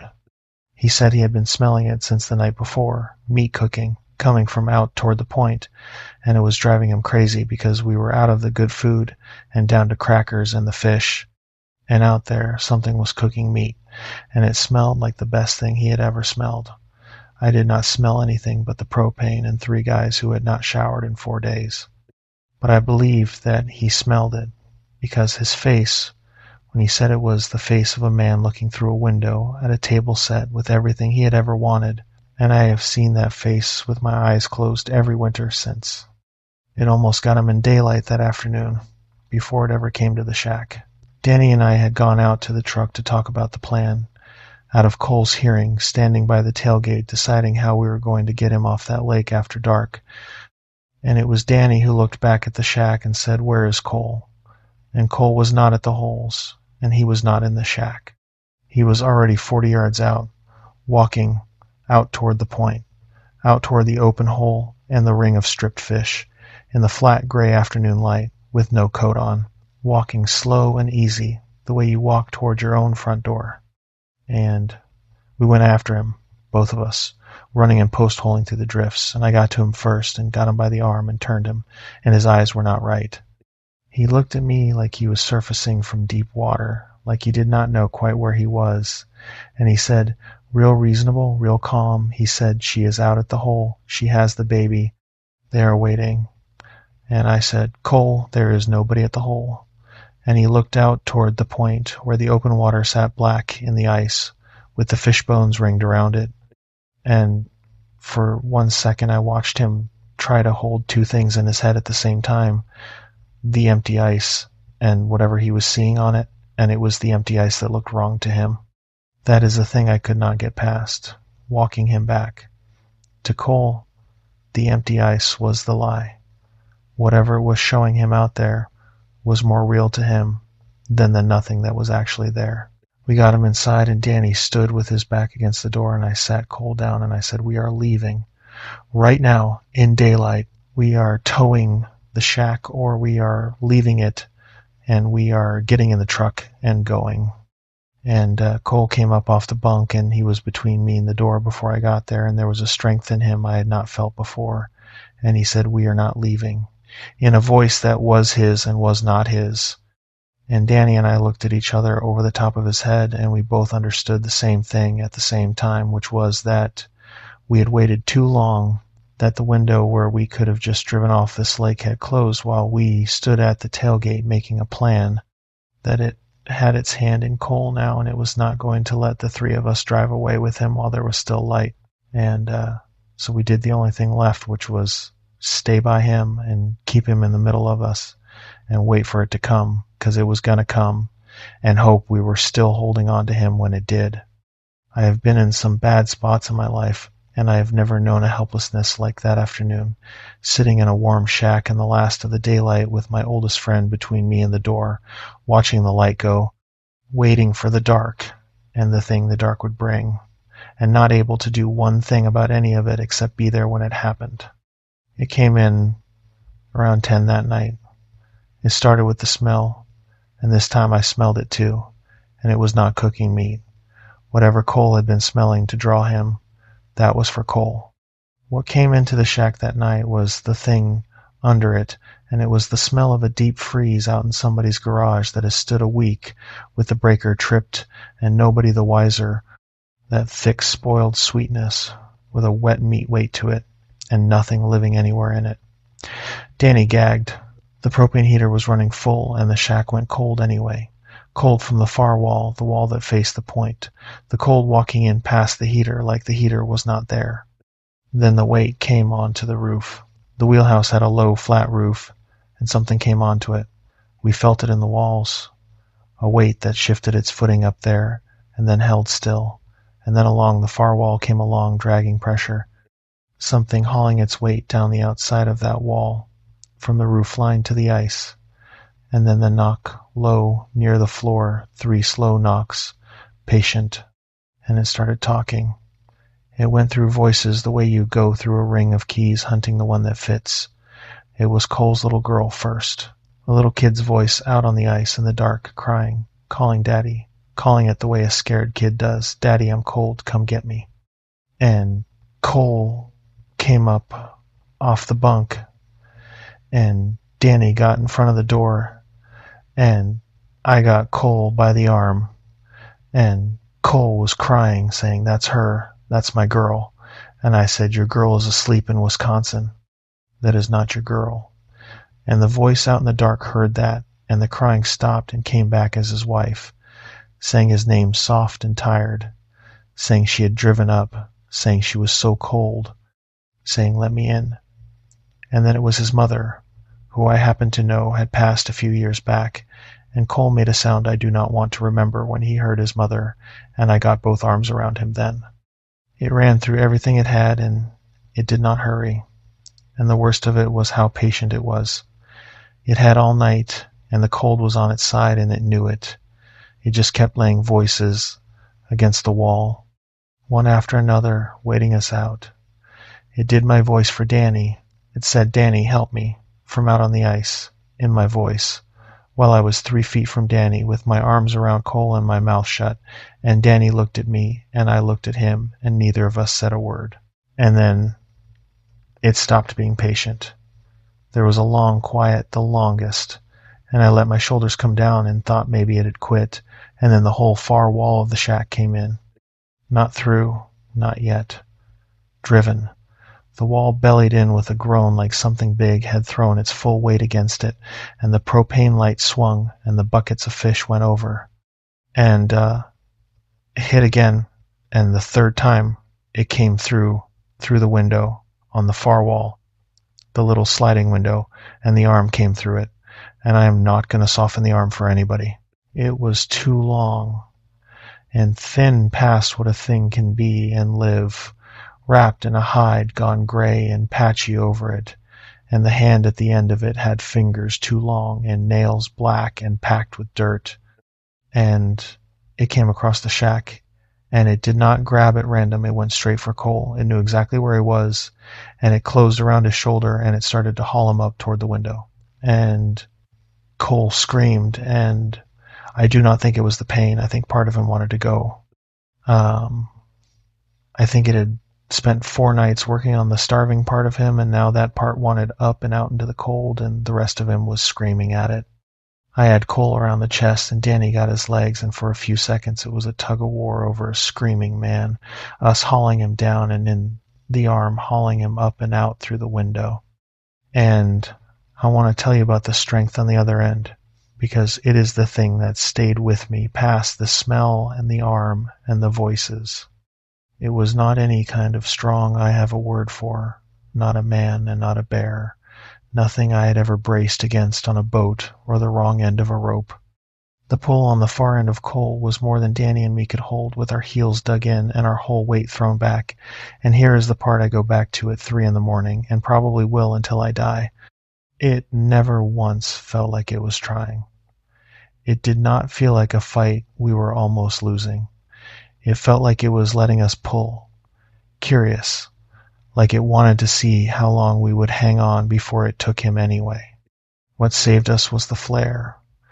Cole's uncle kept road flares in the shack, in a coffee can by the door, the fat highway kind, because that is what you carry on the ice in case you go through or break down.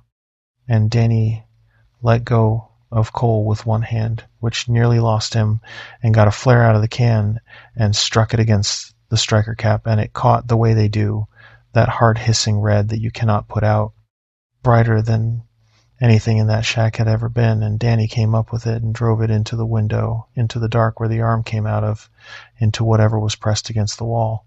And there was a sound. It was not a roar, and it was not a scream.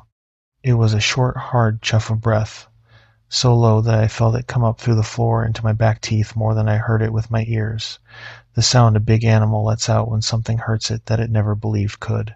And the arm let go of Cole, and Cole came down on top of us, and we all went over in a pile, with the flare hissing red and dripping in Danny's hand, and up above us the wall stopped moving, and the weight went off the roof, slow, unhurried, even then, and the smell started to thin.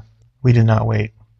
We got Cole up between us, and I grabbed the coffee can of flares, and Danny kept the lit one in his fist, and we went out the door and across the ice to the truck, and I got it started. and we put Cole in the middle of the bench seat between Danny and me where he could not reach a door, and I drove. I have never driven like that and never will again. Across the ice, in the dark, no ice road out there past the point, just the drifts and the pressure ridges, the headlights bouncing wild on all that white, hunting for the gap in the ridge we had crossed, coming out and not finding it, and finally just gunning it at a low place in the ridge and going over it with the whole truck slamming down hard on the far side. And for the first stretch, out on the ice to the north of us off the driver's side, it ran with us. I caught it twice when the ground let me swing the lights that way, a tall, thin, low shape out on the open ice, throwing distance behind it across the drifts at a speed nothing on four legs could have held, holding dead even with the truck, never gaining, just there, wanting us to know it was there. Danny saw it too and kept his mouth shut. Cole watched it out the window with a look on his face that I will not describe. And then we came in off the point onto the main lake and found the plowed ice road and got on it, and we ran it back toward the access, and somewhere in there the shape on the ice fell back and was gone, and I did not see it again, and I did not slow down to look. We came off the ice, up the plowed ramp, into the access lot a little after midnight, and the second the truck's tires came up off the ice onto the frozen gravel of the ramp, off the lake and onto the land, it was like a wire had been cut. Whatever had been out there on the ice behind us, it did not come up off the ice. It stopped where the lake ended. I sat in that plowed lot with the truck running and Cole bleeding against me, and Danny shaking with the dead flare still in his hand, and I looked back out at the lake, and it was just a big flat sheet of white and dark going back forever under the stars, and nothing came off it. There was a light on in the bait shop, even though it was past midnight, and the old man was there. I do not know why he was there at that hour, and I did not ask. He took one look at us coming in the door, at Cole hanging between Danny and me with his shoulder torn open and the blood down his side, and he did not act surprised, which is the thing I think about most. He picked up the phone off the wall and he called somebody. An ambulance out of the town 20 minutes off, and he got a chair under Cole, and he got a clean towel and pressed it against the shoulder himself. And he did not ask us one single question about what had happened out there. He asked us only one thing. He looked at Cole's face, gray and far away, and he looked at me and he said, "Quiet, did you set up past the point?" And I said, "Yes." And he nodded once, like that answered everything, and he went back to holding the towel against Cole's shoulder, and he did not say anything else until the ambulance came. They took Cole to the hospital in the town, and Danny and I followed. Cole had 4 long gouges raked down his shoulder and his upper back, deep, and the skin around them was the wrong color, gray-white and hard, and the arm on that side had gone cold, clear down to the fingers, and would not take any warmth back. There was a lot of asking what had done it, and I did the talking, and I kept it short and flat. An animal had come into the shack in the night, and we had not gotten a clear look in the dark.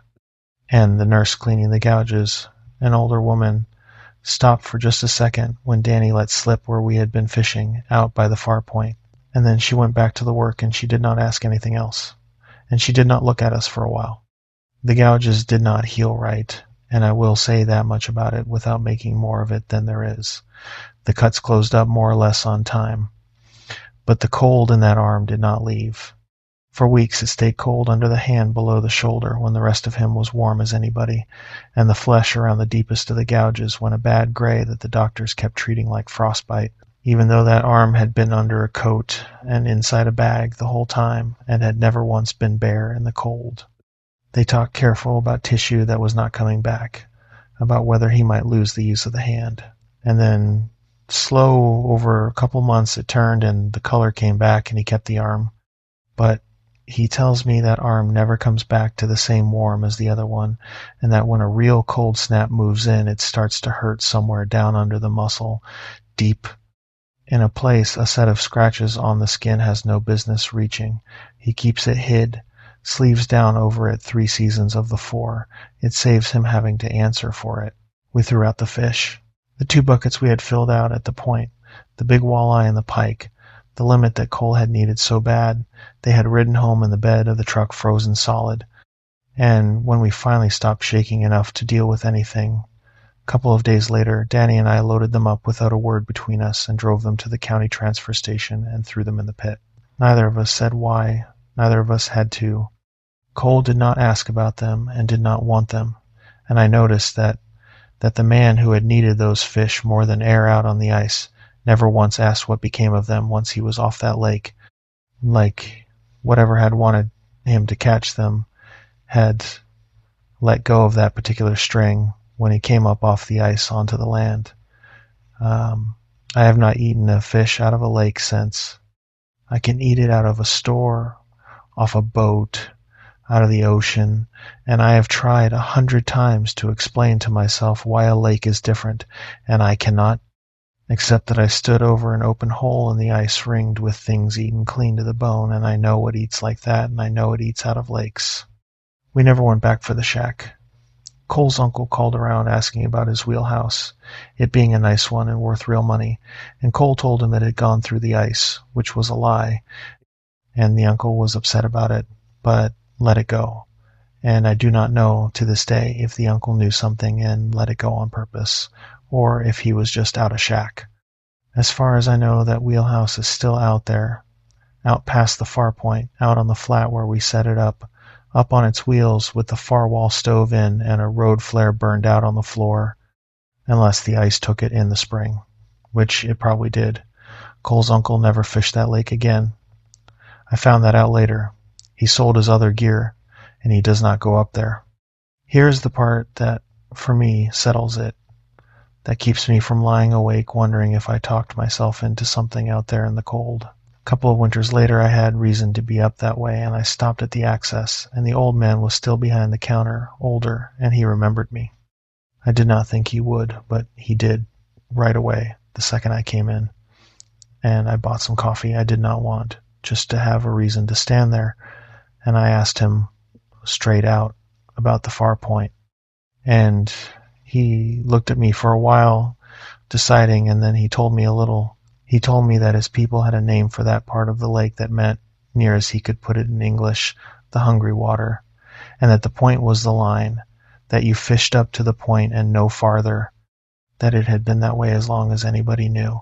He said the old people used to leave something at the point when they came to that lake, a little food set down on the ice at the line, not as a gift, he said, more the way you leave the porch light on, more the way you keep a thing fed so it does not come looking, and that they had stopped doing it a long time ago because the young people did not believe in it, and that maybe that was the mistake, and maybe it was not, and that either way you did not fish past the point. And he told me that the winter after us, a fellow from downstate had bought a fancy new wheelhouse and had heard the fishing was good out past the point, and had towed it out there against everybody telling him not to, and had lasted 2 nights, and had come off the ice at the access in the dark, hammering on the shop door, alone in his socks, and would not say what had happened to the 2 men who had gone out with him, and that after that the county had run a rule that the ice road would not be plowed past the second pressure ridge anymore, so nobody could easily get a truck out to the point at all, and that people said it was about bad ice out there, and that the old man let people say that. I asked him the one thing I had carried all that way to ask. I asked him why it had used Cole's mother's voice when his mother had passed years back, when it could not have heard her. And the old man was quiet a long time, long enough I thought he was not going to answer. Then he said it does not need to have heard a voice to use it. He said it reaches into you and pulls out the voice of whoever you would open the door for, whoever you are most hungry to hear, and it wears that. He said the fact it reached for the dead mother meant it had gotten all the way down into the bottom of your friend, all the way to the thing he wanted most and could not have, and that this was how it worked. It did not want to eat your friend. It wanted him to be so hungry that he walked out onto the ice to it on his own. And then the old man said, the part I have never been able to put down. He said your friend is lucky it had to reach that deep and still did not get him. He said the ones it does not have to reach for, the ones already halfway out the door, those are the ones that do not come off the ice at all. Cole is all right now. Better than all right, considering. He got the job back when the shift came off idle, and he and his wife did not get back together, but they got right about the girl, and he sees her most weekends, and he stopped needing to win at everything, which is a strange thing to say came out of all that, but it did. He told me once, late, on the phone, that after that lake he stopped caring about coming out ahead of things, that it had scared the reaching out of him. He said the reaching was the whole problem. He said the thing on the ice never once tried to scare him off. Every wrong thing it did, the voices, the fish, the cooking he smelled, every bit of it was shaped like a thing he wanted, like a reason to walk out to it, and that is the part that stays with him. That it did not hunt him with fear, it hunted him with everything he was starving for. He does not ice fish anymore, neither do I. Danny still does, sometimes, close to home. On small lakes you can see all the way across, and he will not go out on big water, and he keeps a road flare in the truck all year. And when his wife asks why, he says for emergencies, and that is true enough. I keep one too, in the door pocket of the truck, a highway flare, all year, in July, and I check the striker cap on it now and then to make sure it will still catch. My wife found it once and asked what it was for, and I said, in case I ever break down somewhere and need to be seen. She thought that was sensible. Let her think that. I know what it is for. And on the coldest nights, the ones that get down near 30 below, when the house pops and settles in the cold, and I lie there listening, I still sometimes pull the blanket up over my head like a kid, a grown man, and I do it because there is a part of me that has never fully believed that the line at the edge of that lake holds everywhere, that a thing that hunts you with everything you are hungry for stays put behind any line at all, and the only thing that gets me back to sleep is knowing the flare is out there in the truck in the dark, ready to catch. The grid had us walking a compass line due north through the blowdown, 6 of us abreast and arm's length apart, calling his name every 30 steps the way you are trained to.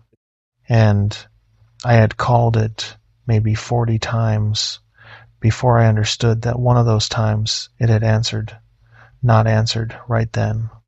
Answered a call or two back, from off to the right, out past the end of our line, and my mind had filed it as one of us, as a searcher down the line calling too, and it was only when I counted the voices, which is a thing I do. I count things, that I understood there were 6 of us on that line, and I had heard a 7th, off to the right, calling the name back at us out of the down timber where there was nobody, and that I had already, without knowing it, turned my head toward it and taken a step that way. I want to go back before that. I need to, because this is not a story that makes sense from the middle, and because there are men I owe it to tell it straight, in order, and one man in particular that I am not going to be able to help no matter how I tell it. His name was Ray Dubois, and I had known him 30 years. We were not close, but we were the kind of close you get in a small town in the north where the same 40 men do all the same things, hunt the same country, drink at the same 2 bars, plow each other out. Ray ran a little skidding outfit, pulled logs for the bigger operations, and I run a saw shop and do some guiding on the side, and our lives had crossed 1,000 times without ever quite becoming a friendship, and that is its own kind of long knowing. Ray was a good woodsman. I want that on the record because of how this went. He was not some flatlander who wandered off a trail. He had spent his whole life in that country, and he could find his way through it drunk in the dark, which he had done more than once. So when Ray Dubois did not come back from a late season hunt, when his wife called it in on the second evening, and the county started making calls, everybody who knew Ray understood right away that this was not a man who had gotten turned around. Something had happened to Ray. A woodsman that good does not just not come home. Ray had gone in alone after a big buck he had been watching all fall, up in a stretch of country north of town that I am going to have to talk about carefully. It does not have a name on the map, or it has some Forest Service designation, but the name everybody local used for it was the old name, and I am not going to write the old name down. It was a low, wet stretch, black spruce and tamarack bog and beaver flowage, miles of it, laced with old logging grade gone back to nothing, and it had a reputation. Not a ghost story reputation exactly, more that it was understood to be bad country. The old people would not go in there, and they had reasons they did not explain, and the loggers did not like working it, and gave the leases up there a wide berth even when the wood was good. And hunters mostly did not hunt it, not because the deer were not there, but because there was a feeling to it that kept men out. I had been to the edge of it many times, and into it a few, and I did not like it, and I could not have told you why, and I was a grown man who did not believe in why. Ray knew all of that same as I did. Ray had gone in there anyway after that buck, because Ray had gotten it into his head that the biggest deer in the county lived in the one place no other hunter would follow, and Ray was a man who, once he wanted a thing, did not let it go. His wife told the searchers that. She said he had been obsessed with that buck since September, that he talked about it at supper, that he had said more than once that he would go get it out of the bad country if that was where it lived, and that she had told him to leave it alone, and that he had gone in on the second morning of the late season and had not come out. Here is the part I have not told anybody that I have to put in, even though I would rather not, because it is the reason this was never just another search for me. Ray had asked me to come with him. 2 weeks before the season, he had come into my shop to have a chain sharpened, and he had told me about the buck, this enormous deer he had on trail camera up in the bad country, and he had asked me to come in with him after it, said it would go better with two, said we could pack it out together, and I had said no. And I want to be honest about why I said no, because I lied to Ray about it at the time. I told him I was booked up guiding, which was true enough, but it was not the reason. The reason was that I did not want to go into that country. I had that feeling about it that I could not explain, and did not want to admit to a man like Ray that grown feeling that there was somewhere a body should not go. And rather than say that out loud to Ray Dubois in my own shop, I told him I was busy, and I sharpened his chain, and I let him walk out and go in there alone. And I have gone over that 1,000 times. If I had told him the truth, if I had said, Ray, I do not like that country, I have never liked it, leave that buck alone, would he have listened? Probably not. Ray did not listen, but I did not even try. I felt the same thing about that country that the old people felt, the thing that kept them out of it their whole lives. And when a friend asked me to walk into it with him, I said I was busy and I went home to my supper. And 2 weeks later, he ran into that bog in the dark, and it took him, and I have to live the rest of my life knowing I felt it coming and said nothing. They mounted a search on the third day. The county sheriff's office ran it with the volunteer fire department and the local search and rescue people, and just about every man in town who could walk a line. 40 or 50 of us at the peak, staged out of a logging landing at the edge of the bad country where Ray's truck was still parked. His truck being still parked there was the first thing that put a stone in my stomach. A man who walks out on his own 2 feet comes back to his truck. Ray's truck sat at that landing for 3 days with a skim of frost on it, and his thermos in the cup holder, and his spare boots behind the seat.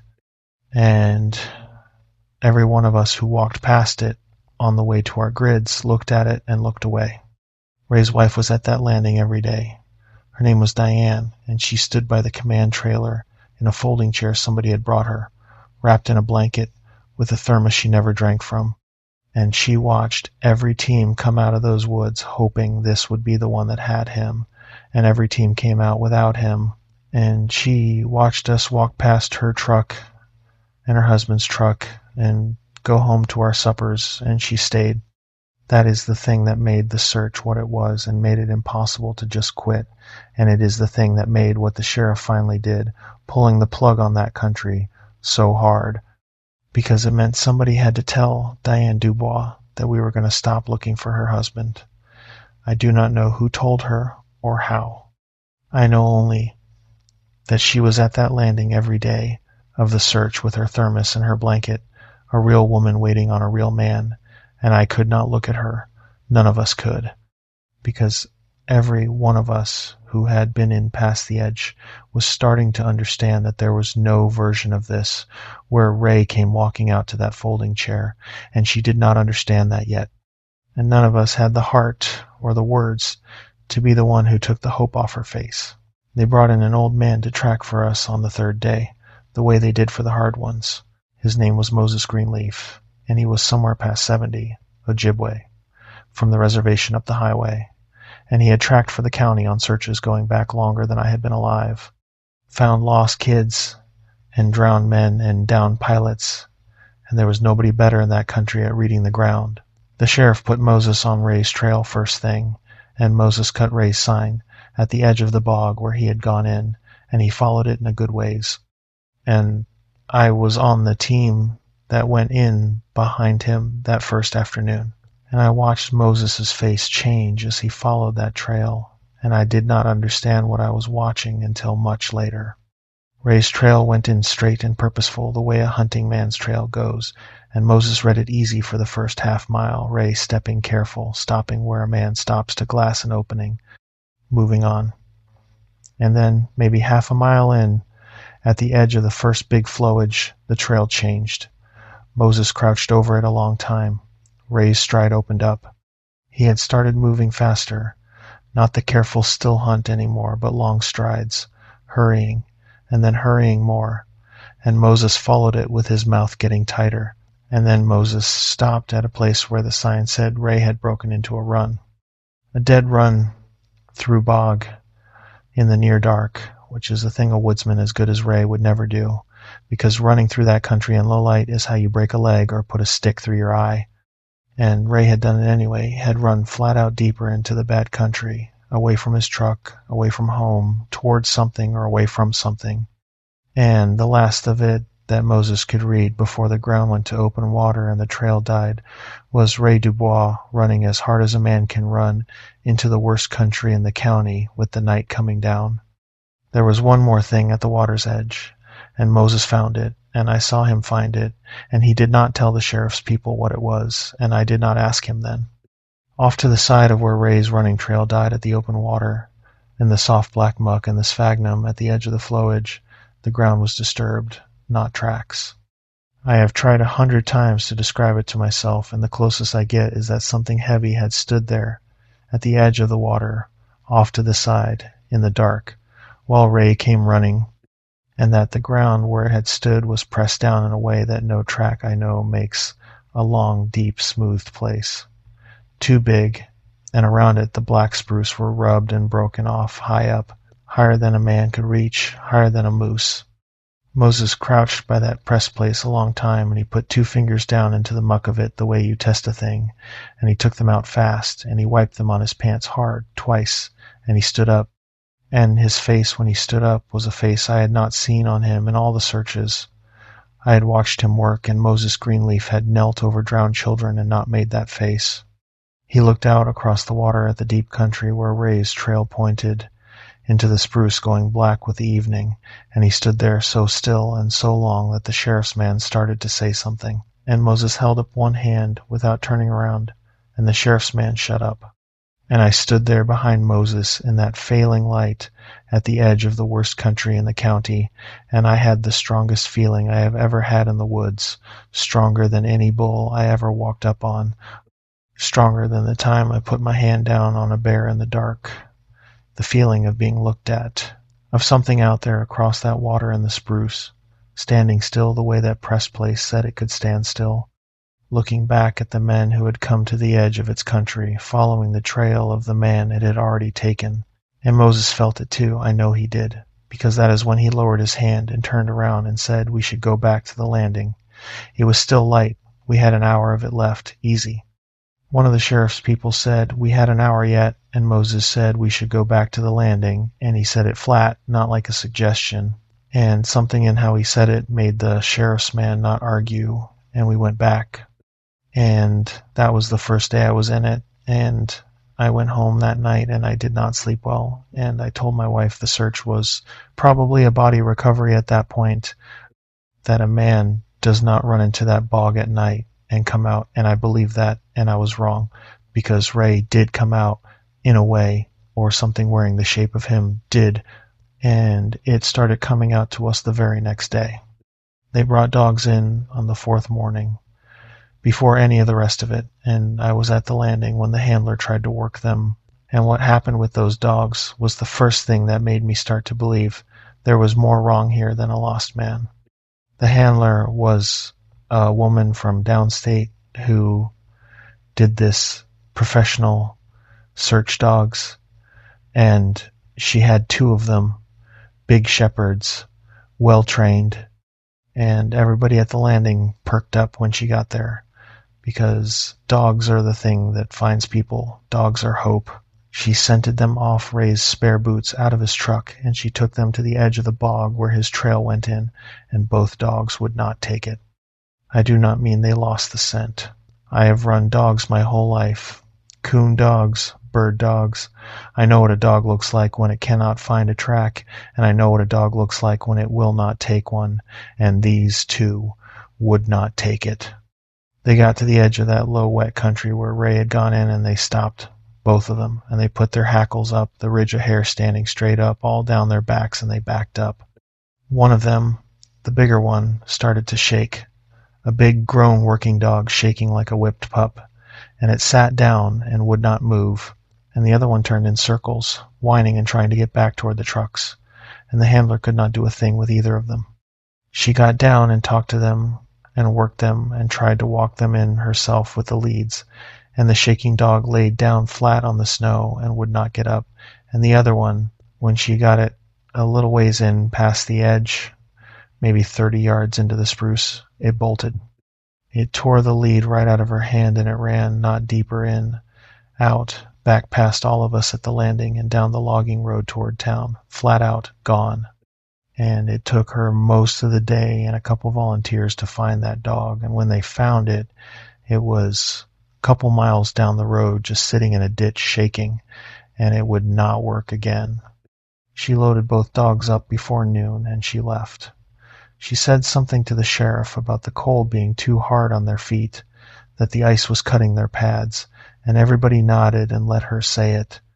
But I had watched those dogs, and there was nothing wrong with their feet. Those dogs knew what was in that country better than any of us men did, knew it from the edge, from 30 yards, and every animal instinct they had built up over 1,000 years of being dogs told them to get away from it, and they were smarter than we were, because they left and we did not.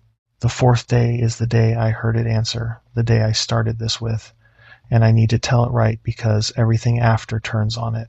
They had the search organized into grids by then, teams walking compass lines through assigned sections, calling and listening, marking their tracks with flagging tape. I was on a team of 6, working a section on the near edge of the bog, and we were walking our line due north through a stretch of old blowdown, big timber knocked flat by a windstorm years back and gone to a tangle you climb over more than walk through, and we were calling Ray's name every 30 steps and stopping to listen, which is the drill. And somewhere in the middle of that line, off to the right, past the end of our formation, out in the down timber where the flagging said no team had gone, the name came back. I did not react the way you would think. That is the thing about it that I've had to sit with. It did not sound wrong. It sounded like Ray. It sounded exactly like Ray Dubois calling his own name back at us, which is a strange thing to think about after a man calling his own name, but in the moment my mind did not catch it. My mind heard a voice out in the timber and did the most natural thing in the world, which was assume it was him, assume we had found him, assume Ray was out there hurt and calling and answering our calls. And I turned toward it and I called back. I called out here, Ray, keep talking, we are coming. And I took a step off the line toward it, and the man next to me, a younger guy named Cal Pelletier, turned toward it too. And for 1 second, the whole line started to bend toward that voice out in the blowdown. And then Moses Greenleaf, who was not even on our team, who had come up quiet behind our line the way he moved, said one word. He said no. Loud, hard, the first loud thing I ever heard out of him. And we all stopped, and he came up through the line, and he stood there looking out at the blowdown where the voice had come from, and he said, nobody answers that. He said it to all of us, but he was looking at me, because I was the one who had answered. And the voice out in the timber called the name again, closer now, and Moses said, do not answer it, do not go to it, we are walking back to the landing right now, all of you, stay together.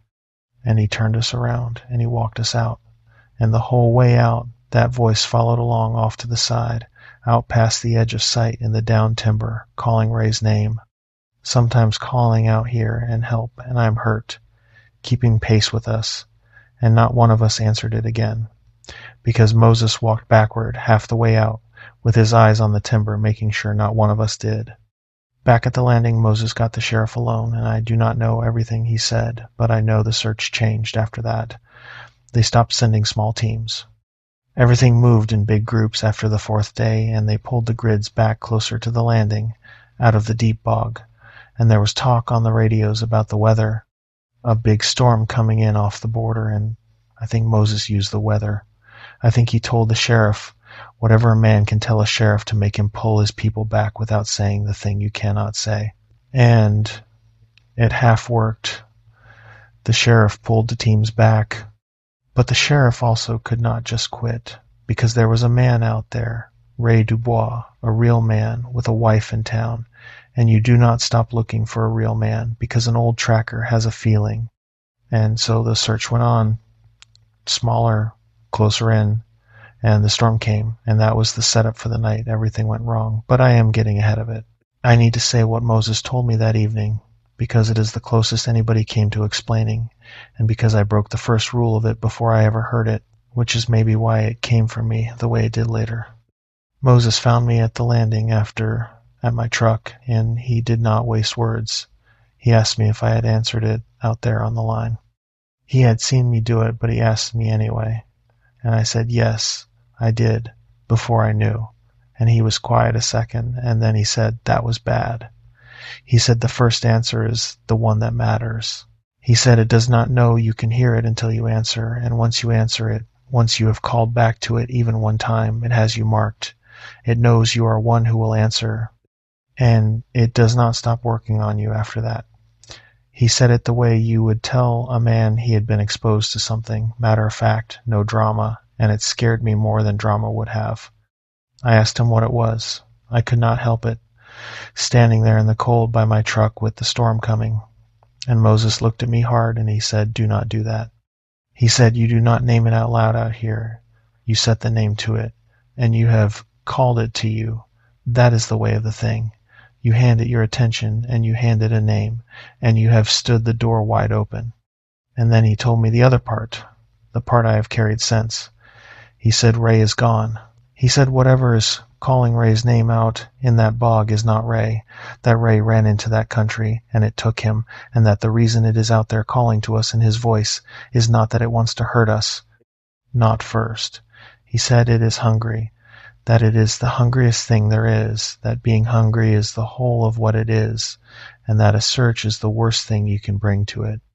Because a search is 50 men walking into its country, all wanting the same thing, all wanting to find the lost man, all reaching out into the dark for him, and that reaching is exactly the thing it eats, and it will use the lost man's own voice to pull the searchers to it one at a time, because it knows there is nothing a good man will not walk into the dark toward if he believes it is a hurt man calling for help. And that is the part that has never let me go, that it did not hunt us with fear, it hunted us with the best thing in us. It called in the voice of a man we wanted to save, and it counted on us being the kind of men who would come.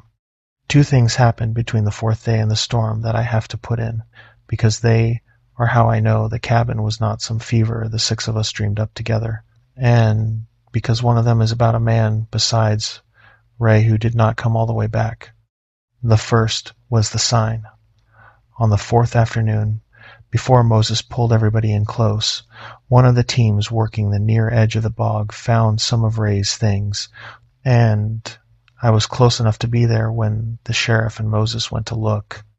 It was Ray's rifle first, a nice bolt gun he was proud of, and it was standing upright, butt down in the snow, and barrel up, driven into the ground and standing there on its own like a fence post, which is not a thing a man does with a good rifle, and not a thing that happens by accident. And a little way past it, laid out on the snow, was Ray's blaze orange vest and his cap, not dropped, not torn, laid out flat and neat side by side the way you would lay out clothes on a bed. And there was no blood and no struggle and no Ray. and there were no tracks coming to that spot or leaving it. None in snow that would have held a track clean, like the rifle and the vest and the cap had been set down out there from above. Moses looked at all of it for a long time, and he would not let anybody touch it, and he told the sheriff to leave it exactly where it was and walk away from it, and the sheriff, to his credit, did. And I have thought a lot about that little arrangement out on the snow, the rifle standing up and the clothes laid out, and I think it was not left there by accident, and I do not think it was left there for Ray. I think it was left there for us. I think it was bait, the same as the voice was bait, a thing set out in the open to draw searchers in close. And I think Moses knew that, which is why he would not let a single man walk up to it. The second thing is the one I do not like to tell, because it is about a man who is still alive and still around, and I am going to leave his name out of it. He was on another team, working a section over from ours, on that same 4th afternoon, and sometime in the middle of the day he walked off the line. His team said one minute he was there and the next he was not, that they had heard him say something like, "I hear him," and turn and walk off into the timber, calm, like he was answering somebody. And by the time they understood, he was gone and went after him. He was a couple 100 yards into the bog and still walking, not running, walking easy toward the deep country with his arms loose at his sides. And they had to run him down and grab him and haul him back, and he fought them. And he kept saying, my boy is out there. I can hear my boy." And this man did have a boy, a grown son who had passed a few years back in a bad way. And out in that bog on the 4th afternoon, this man had heard his dead son calling him, plain as day, calling him deeper in, and he had gone. And if his team had been 30 seconds slower noticing, he would have been gone past finding. They brought him out, and he was not right for a long time, months. And he does not hunt anymore, and he does not talk about it. And when I see him in town, we do not talk about it either. But we know, the two of us, we both know what it is to have that thing reach down and pull the one voice out of you that you cannot say no to, and use it against you in the open daylight. And we both know how close each of us came to walking into that bog after it and never coming out. The storm came in on the 5th day, and it was a bad one, the first real blizzard of the year, and it is what trapped us. The plan that morning had been to work one more day of close grids and then suspend the search until the storm passed and a group of us had gone in on the near edge to sweep a last section before it hit. Myself and Moses and young Cal Pelletier and 2 of the fire department guys, Cormier and a kid everybody called Beaver. And the storm came faster than the forecast. It came down off the border in the early afternoon, the light going to a flat white nothing, and the wind coming up hard out of the northwest, and the snow coming sideways. And inside of an hour you could not see the man 10 feet from you, and you could not tell the compass line from any other direction, and the flagging tape was disappearing under the snow. We were a good 2 miles in from the landing when it socked in, and Moses made the call that we were not going to make it back to the trucks, and that not in the dark with the trail gone, and that we would shelter and wait it out, and he took us to a cabin. He knew it was there. It was an old logging camp cabin from way back, a low log building somebody had kept up as a hunting shack, tucked in a stand of big pine on a rise at the edge of the bog. And it had a wood stove and a stack of split wood and a couple of bunks, and it was shelter, and we were glad of it. And I want to say that walking into that warm, dry cabin out of that storm was one of the best feelings of my life for about 2 hours before the dark came down, and I understood that Moses had not brought us there because it was safe. He had brought us there because it had walls and a stove, and because being inside 4 walls with a fire was the only card we had, and because he knew what was coming with the dark, and he had decided the cabin was a better place to meet it than the open bog.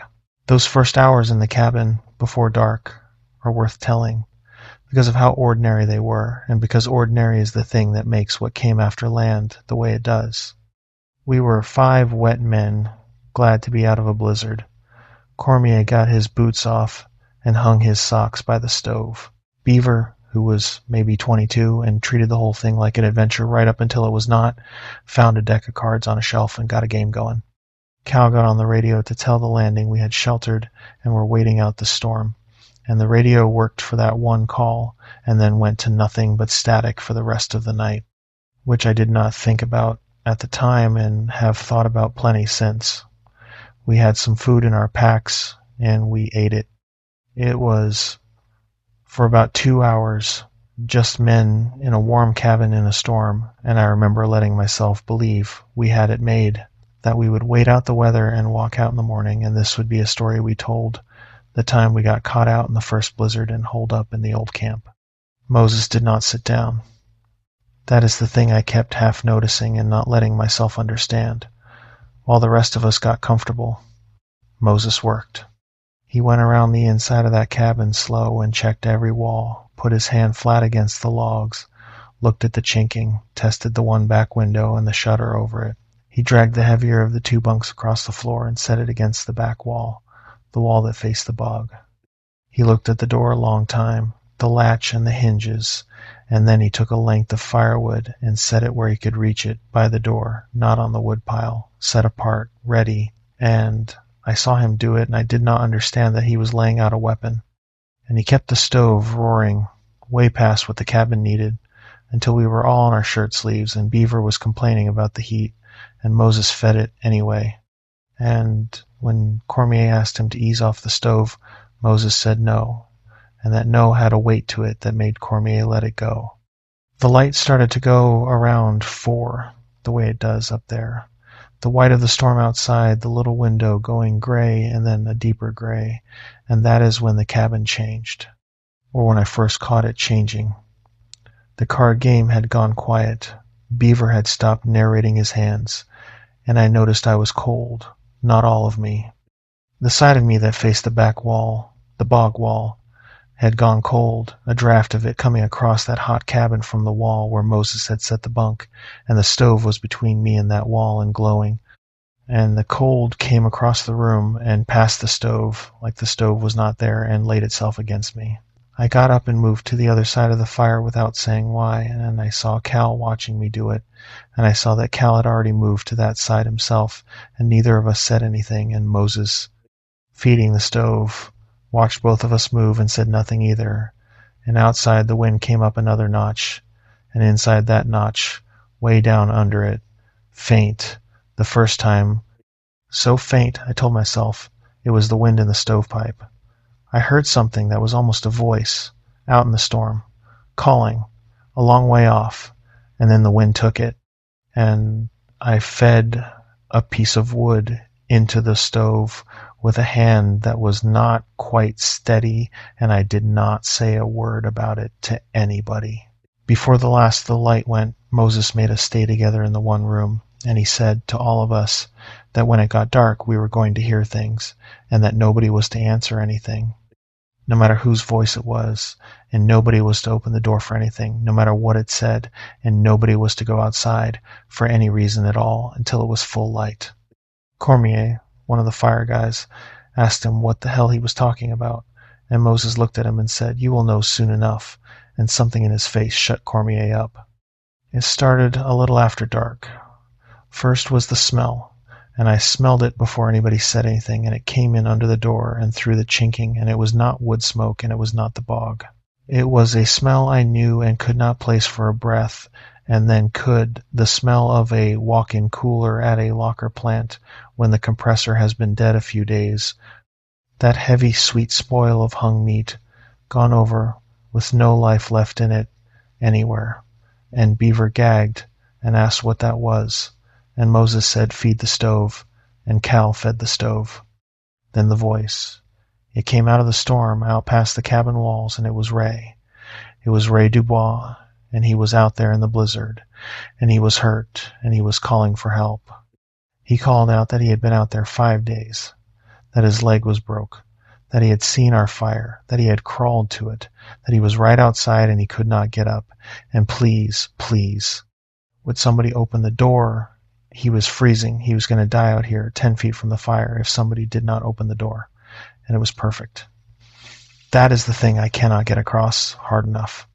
Every word of it was exactly what a man in that shape would say. Every break in his voice was where the break should be. He cried, he begged.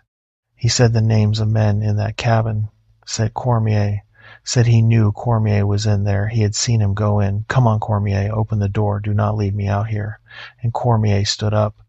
Cormier stood up and he took a step toward the door. And his face was coming apart because that was a man he knew out there dying. And Moses got between him and the door and put a hand flat on his chest and said, "That is not Ray." And Cormier said, "The hell it isn't. I have known Ray 20 years. That is Ray." And Moses said, "Ray is dead. That thing has his voice. If you open that door, we are all dead." And Cormier stood there shaking with the voice outside begging in his friend's voice, and it was the longest thing, watching a good man be torn in half like that. And finally Beaver and I got Cormier back and sat him down and held on to him, and the voice outside heard it, or felt it, and it stopped begging Cormier, and it went quiet for a minute, and then it started on me. It called my name, in Ray's voice first, and then, when I did not answer, it changed. It found the voice it wanted from me. And I am not going to write down whose voice it used on me, because it is nobody's business, and because the wound of it is still open all these years later. But I will tell you it was a voice from the deepest part of me, a voice I had not heard in a long time, and would give anything to hear again. And it came out of that storm saying my name soft, and it said it was cold. And it said it had come a long way to find me, and it asked me to come out. And I want to tell you what it is like to have that thing reach down into the very bottom of you and take out the one voice you cannot say no to and use it against you. Because I had answered it out on the line 4 days back, and Moses had told me that answer marked me, and now it had come to collect on that, and it knew exactly which door in me was unlocked. And it stood outside in the dark, and it knocked on that door in the voice I loved most in the world. And God help me, I stood up. I did not get far. Moses had been watching me since the line 4 days back, watching me the way you watch the man you know is exposed, and he had me by the arm before I had taken a full step, and Cal got my other arm, and they put me down on the floor of that cabin, and I fought them. I am not proud of it. I fought my own friends to get to a door with a monster on the other side of it, because the thing behind that door was wearing a voice I would have walked into fire for, and part of me knew it and did not care. Part of me wanted to open the door and go out into the storm and be cold with that voice forever. And it took Moses and Cal and Beaver, all three, to keep me down. And the whole time the voice outside kept saying my name. Patient, soft, so sure of me, and I kept trying to answer it, and Moses kept his hand over my mouth and said into my ear, "Do not answer, do not answer, do not answer," over and over, low, like a prayer, holding me on the floor of that cabin while I came apart. And when it understood it was not going to talk me out the door, it came in. The whole back wall of the cabin took a blow. Not a knock this time. The logs jumped and the chinking cracked and dust came down off the roof beams, and it hit again, and the third time it came through the small window in the back wall, the shutter tearing off its hinges, and the arm came through. And here I am not going to spare you the arm, because it is the middle of the whole thing. It came in too long, thin past anything that can be alive and go on being alive, sleeved in a gray hide, worn patchy down to the bone under it, the fingers on the hand too long and the nails black and split. And it did not grab at random. It came straight across that cabin for me, for the marked man, the one who had answered, and it closed around my forearm where I lay on the floor, and it was cold. A cold that went into the arm like a spike and up into my shoulder and my chest. A cold I have never been warm enough since to fully forget, and it started to drag me toward the window. And here's the thing. I owe those men forever. They did not let go. Moses got both hands locked around my chest, and Cal threw himself across my legs, and Beaver got a grip on my belt, and Cormier, who a minute before had been the one trying to open the door, Cormier came up out of whatever the voice had done to him and grabbed my other arm. All four of them piled onto me and leaning back with everything they had, and for a few seconds it was a tug-of-war over my body. Them hauling me in, and the thing in the window hauling me out. and I felt the strength on the other end of it, and I will tell you it was nothing I have a name for, not a man pulling and not an animal pulling. It was more than 4 grown men could hold with their heels set and their backs bowed. And the worst of it, the thing that finds me at 3 in the morning, and always will, is that there was no strain in it anywhere. It was not laboring. It drew on me the easy way you bring in a fish that has quit fighting, and I understood, lying there, that it was not being held off me at all, that it was taking its time and holding back, seeing how long the men on top of me would keep their grip before it had me. Moses ended it. He let go of me with one hand, which nearly cost me the whole arm, and he reached back to the stove, and the stove door was open, and it was roaring. And he took up a length of split pine burning at one end, and he came around with it, and he drove the burning end straight into the window, into the dark where the arm came out of, into whatever was pressed against the back of that cabin in the storm. And there was a sound. It was not a roar, and it was not a scream. It was one hard grunt of air driven out, low and close, a thing I took in through my chest and the floorboards under me before my ears had any part of it, the kind of sound a heavy animal makes when something it never expected to be hurt by hurts it, and the cold let go of my arm, and I came sliding back across the floor into the pile of them, and the arm was gone out of the window, and up against the back wall the weight went off, slow, unhurried even then, and the smell began to thin. And Moses stood there in the middle of that cabin with the burning length of pine held out in front of him and the snow blowing in through the broken window, and he turned in a slow circle with it, and he said, "To the room, to all of us, keep the fire high, nobody sleeps, we are here till light," and nobody slept. We sat with our backs to that hot stove and our faces to the walls, and we fed the fire all night, and outside in the storm the voice came back a few more times, going through voices, Ray, and then the ones it had used on each of us, and then some it had not used yet. Out in the wind, patient, all night, and not one of us answered it again. And along toward morning, the wind dropped and the snow stopped and the windows went from black to gray, and we had gotten through it. We walked out at first light. The storm had laid down 2 feet of new snow, and the world was white and still and blinding under a hard blue sky, and we broke trail the 2 miles back toward the landing, Moses in front, the 5 of us strung out behind him, nobody talking. And for the first mile, off to our left, back in the black spruce along the edge of the bog, it came along with us. Twice, where the timber opened enough to let me see, I caught it, a tall, thin shape held low to the snow. Crossing ground we were sinking to our knees in like the ground carried it, staying level with us, stride for stride, not gaining and not calling anymore, only there, making certain we knew it was there. Cal saw it too. Nobody said anything. We kept walking, and Moses kept us moving, and we came up at last out of the bog onto the old logging grade that ran back to the landing, and where the grade came up out of the low country onto higher dry ground. At the edge of the bad country, it stopped. Whatever had been pacing us in the spruce, it came to the edge of that low wet ground, and it did not come up onto the grade. I looked back, and there was just the bog behind us, white and still and enormous, and nothing came up out of it, and we walked the last mile to the landing on the plowed grade in the sun, and it did not follow. And Ray's truck was still sitting there at the landing with 2 feet of fresh snow on it, and I have never in my life been so glad to see a plowed parking lot full of other men. They suspended the search that day for the storm, officially, and here is the thing that took me a while to understand. They never really started it back up. Not in that country.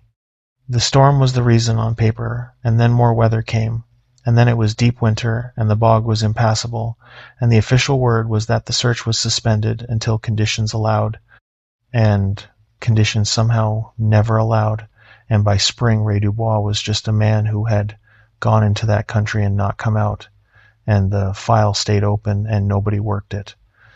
I do not think that was an accident. I think Moses talked to the sheriff, and I think the sheriff, who was not a fool and who had been on the radio hearing his men come out of that bog with the wrong things in their eyes, made a quiet decision that he was not going to send any more men into that country after a man who was past saving. I cannot prove that. I know only that a county that will spend $100,000 and fly in dogs and helicopters to find a lost hunter looked for Ray Dubois hard for 5 days, and then after the night in the cabin just stopped, and nobody ever said out loud why they never found Ray. I want to be careful and honest about that, because I know how a story like this wants to end, with a body found in some impossible condition, and I am not going to give you that, because it did not happen. Ray Dubois was never found. Not that spring, not the springs after. A stretch of country that men know, that gets hunted around the edges every fall, and a good woodsman went into it, and it kept him, all of him, and gave nothing back. His wife had a service without him after a couple of years. I went. Moses did not, and I understood why. There was nothing of Ray at that service to say goodbye to, and Moses knew better than any of us that there was nothing of Ray left anywhere to say goodbye to, that whatever was still out in that bog answering to Ray's name was not Ray, and had not been for a long time, and you do not hold a funeral for the thing that ate a man. You just stay out of its country, and you do not say its name. My arm did not heal right, and I will say that much about it without making more of it than there is. There was no cut, no wound, nothing for a doctor to treat. But where that cold hand had closed around my forearm, the flesh went gray and hard, and stayed cold under the fingers for weeks when the rest of me was warm, and a doctor I finally saw called it a cold injury and could not explain how I had gotten frostbite on a forearm that had been inside a coat inside a warm cabin all night. And he treated it like frostbite anyway, because it was the only thing it looked like, and slow, over a couple of months, the color came back and the feeling mostly came back. But that arm has never come back to the warmth of the other one. On a cold morning it aches in the bone, deep, lower than anything ever touched it, which a hand closed on the skin has no business reaching. And there are days in the hard part of winter when I cannot make that hand shut all the way. I wear it covered, sleeves down the year round. It is less trouble than telling people why. Moses passed a few winters after that. He was an old man, and it was his time, and there was nothing strange about it, and I went to the wake-up on the reservation, and Cormier came with me, and we did not talk about the cabin, and that was right. But I had one conversation with Moses the spring after the search that I have carried, and it is the closest thing to an ending I have. I drove up to see him, and I asked him the thing I had needed to ask since that night, which was why it had come for me the way it did, why me and not one of the others. And Moses looked at me a long time, and then he said, because you answered it. He said out on the line, that first day, when it called, and you called back before you knew, you told it you could hear it, and that is the door. He said most men it has to work at, has to reach down into and find the voice, has to talk at through a door for hours. He said with you it did not have to work, because you had already answered once, and once you answer it, you are answering it the rest of your life, in the back of your mind, and the only thing you can do is never answer it out loud again. And then he told me the thing I think about most, the thing I will end on, because he ended on it too, and would not say any more after. He said the reason a search is the most dangerous thing you can bring into that country is that a searcher is already reaching. He said a man walking a grid line calling a lost man's name is a man with his heart wide open, reaching out into the dark, wanting with everything in him to hear an answer come back, and that this is a good thing, the best thing, that this is what makes a man go out in a storm to look for another man. And he said that is exactly the thing it eats, that it does not have to break a searcher down the way it breaks other men, because a searcher walks into its country already open, already calling, already wanting the answer, and all it has to do is give him one. I heard it one more time. I have gone back and forth on whether to tell this part, because it is the part that a man cannot prove, and that sounds told plain, like the imagining of somebody who has spent too many years chewing on a bad night. But I know what I heard, so I will put it down. It was maybe 4 years after a fall evening, and I was driving the county road that runs along the bottom of the bad country, coming home from a job over on the far side, and I had my window down because it was one of those warm evenings you get right before the weather turns, and the sun was going down red through the tamarack. And as I came along the low stretch, where the road runs closest to the bog, from off in the tree line, out of that country, a voice called my name. Once. Clear, carrying across the ditch and the cattails on the still evening air, in the voice it had used on me in the cabin, the one voice I will not write down, the one I would give anything to hear again. It called my name the way you call to somebody you are glad to see, warm, a little question in it, my name, and then nothing, waiting, and I want to tell you what 4 years had done, which was nothing. 4 years of telling myself it was over, that the line held, that it stayed in its country, and in 1 second all of it was gone, and I was that man on the floor of the cabin again with my friends piled on top of me, because everything in me wanted to answer. My foot came off the gas. I swear to you, my foot came off the gas, and the truck started to slow, and my mouth started to open. 4 years later, on a paved county road in my own truck with my own supper waiting at home, because that voice had asked for me. And there is a part of me that has been answering it since the day I called back on the line, and that part does not care about 4 years or 400. And what saved me was not courage. I want to be honest about that. It was Moses, dead by then a couple of winters, but Moses in my head. The memory of him with his hand over my mouth on that cabin floor saying, "Do not answer, do not answer, do not answer." And I put my foot back down on the gas, and I put both hands on the wheel, and I drove, and I did not answer it, and I did not look at the tree line, and I have driven that stretch of road 100 times since, and I keep the window up now, all seasons, and I do not slow down. So I have gone through the whole of it now, start to finish, every part I can stand to put down, and I have never once set the name to the thing that came through the back wall of that cabin and closed its hand on my arm and is out in that bog to this day, calling in a dead man's voice. And I am not about to set the name to it here at the end. I do not hunt that country, and I never will. I have turned down good money over it, guiding trips that would have put me in that bog for a week, and I have watched the work walk to another outfit and never once been sorry. I do not go north of the county road that runs along the bottom of it, not in any season, not for any reason. I keep the wood stove in my shop going all winter, hotter than it needs to be, and I keep a road fusee in a coffee can by the door, the striker checked. And my wife thinks it is for a chimney fire, and I let her think that. And every year in the late season, when some other man does not come home from the woods, and the phone tree starts and they ask me to come walk a line, I say no. I have said no every year since, to every search, and men who do not know look at me funny for it, a woodsman who will not help look for a lost man. But I know what I would be walking into, and I know what is waiting to hear me call a name into the dark. And I know that somewhere in the back of my head, it is still waiting for me to answer it again, patient, in a voice I loved. And I am not going to. Not out loud, not ever again.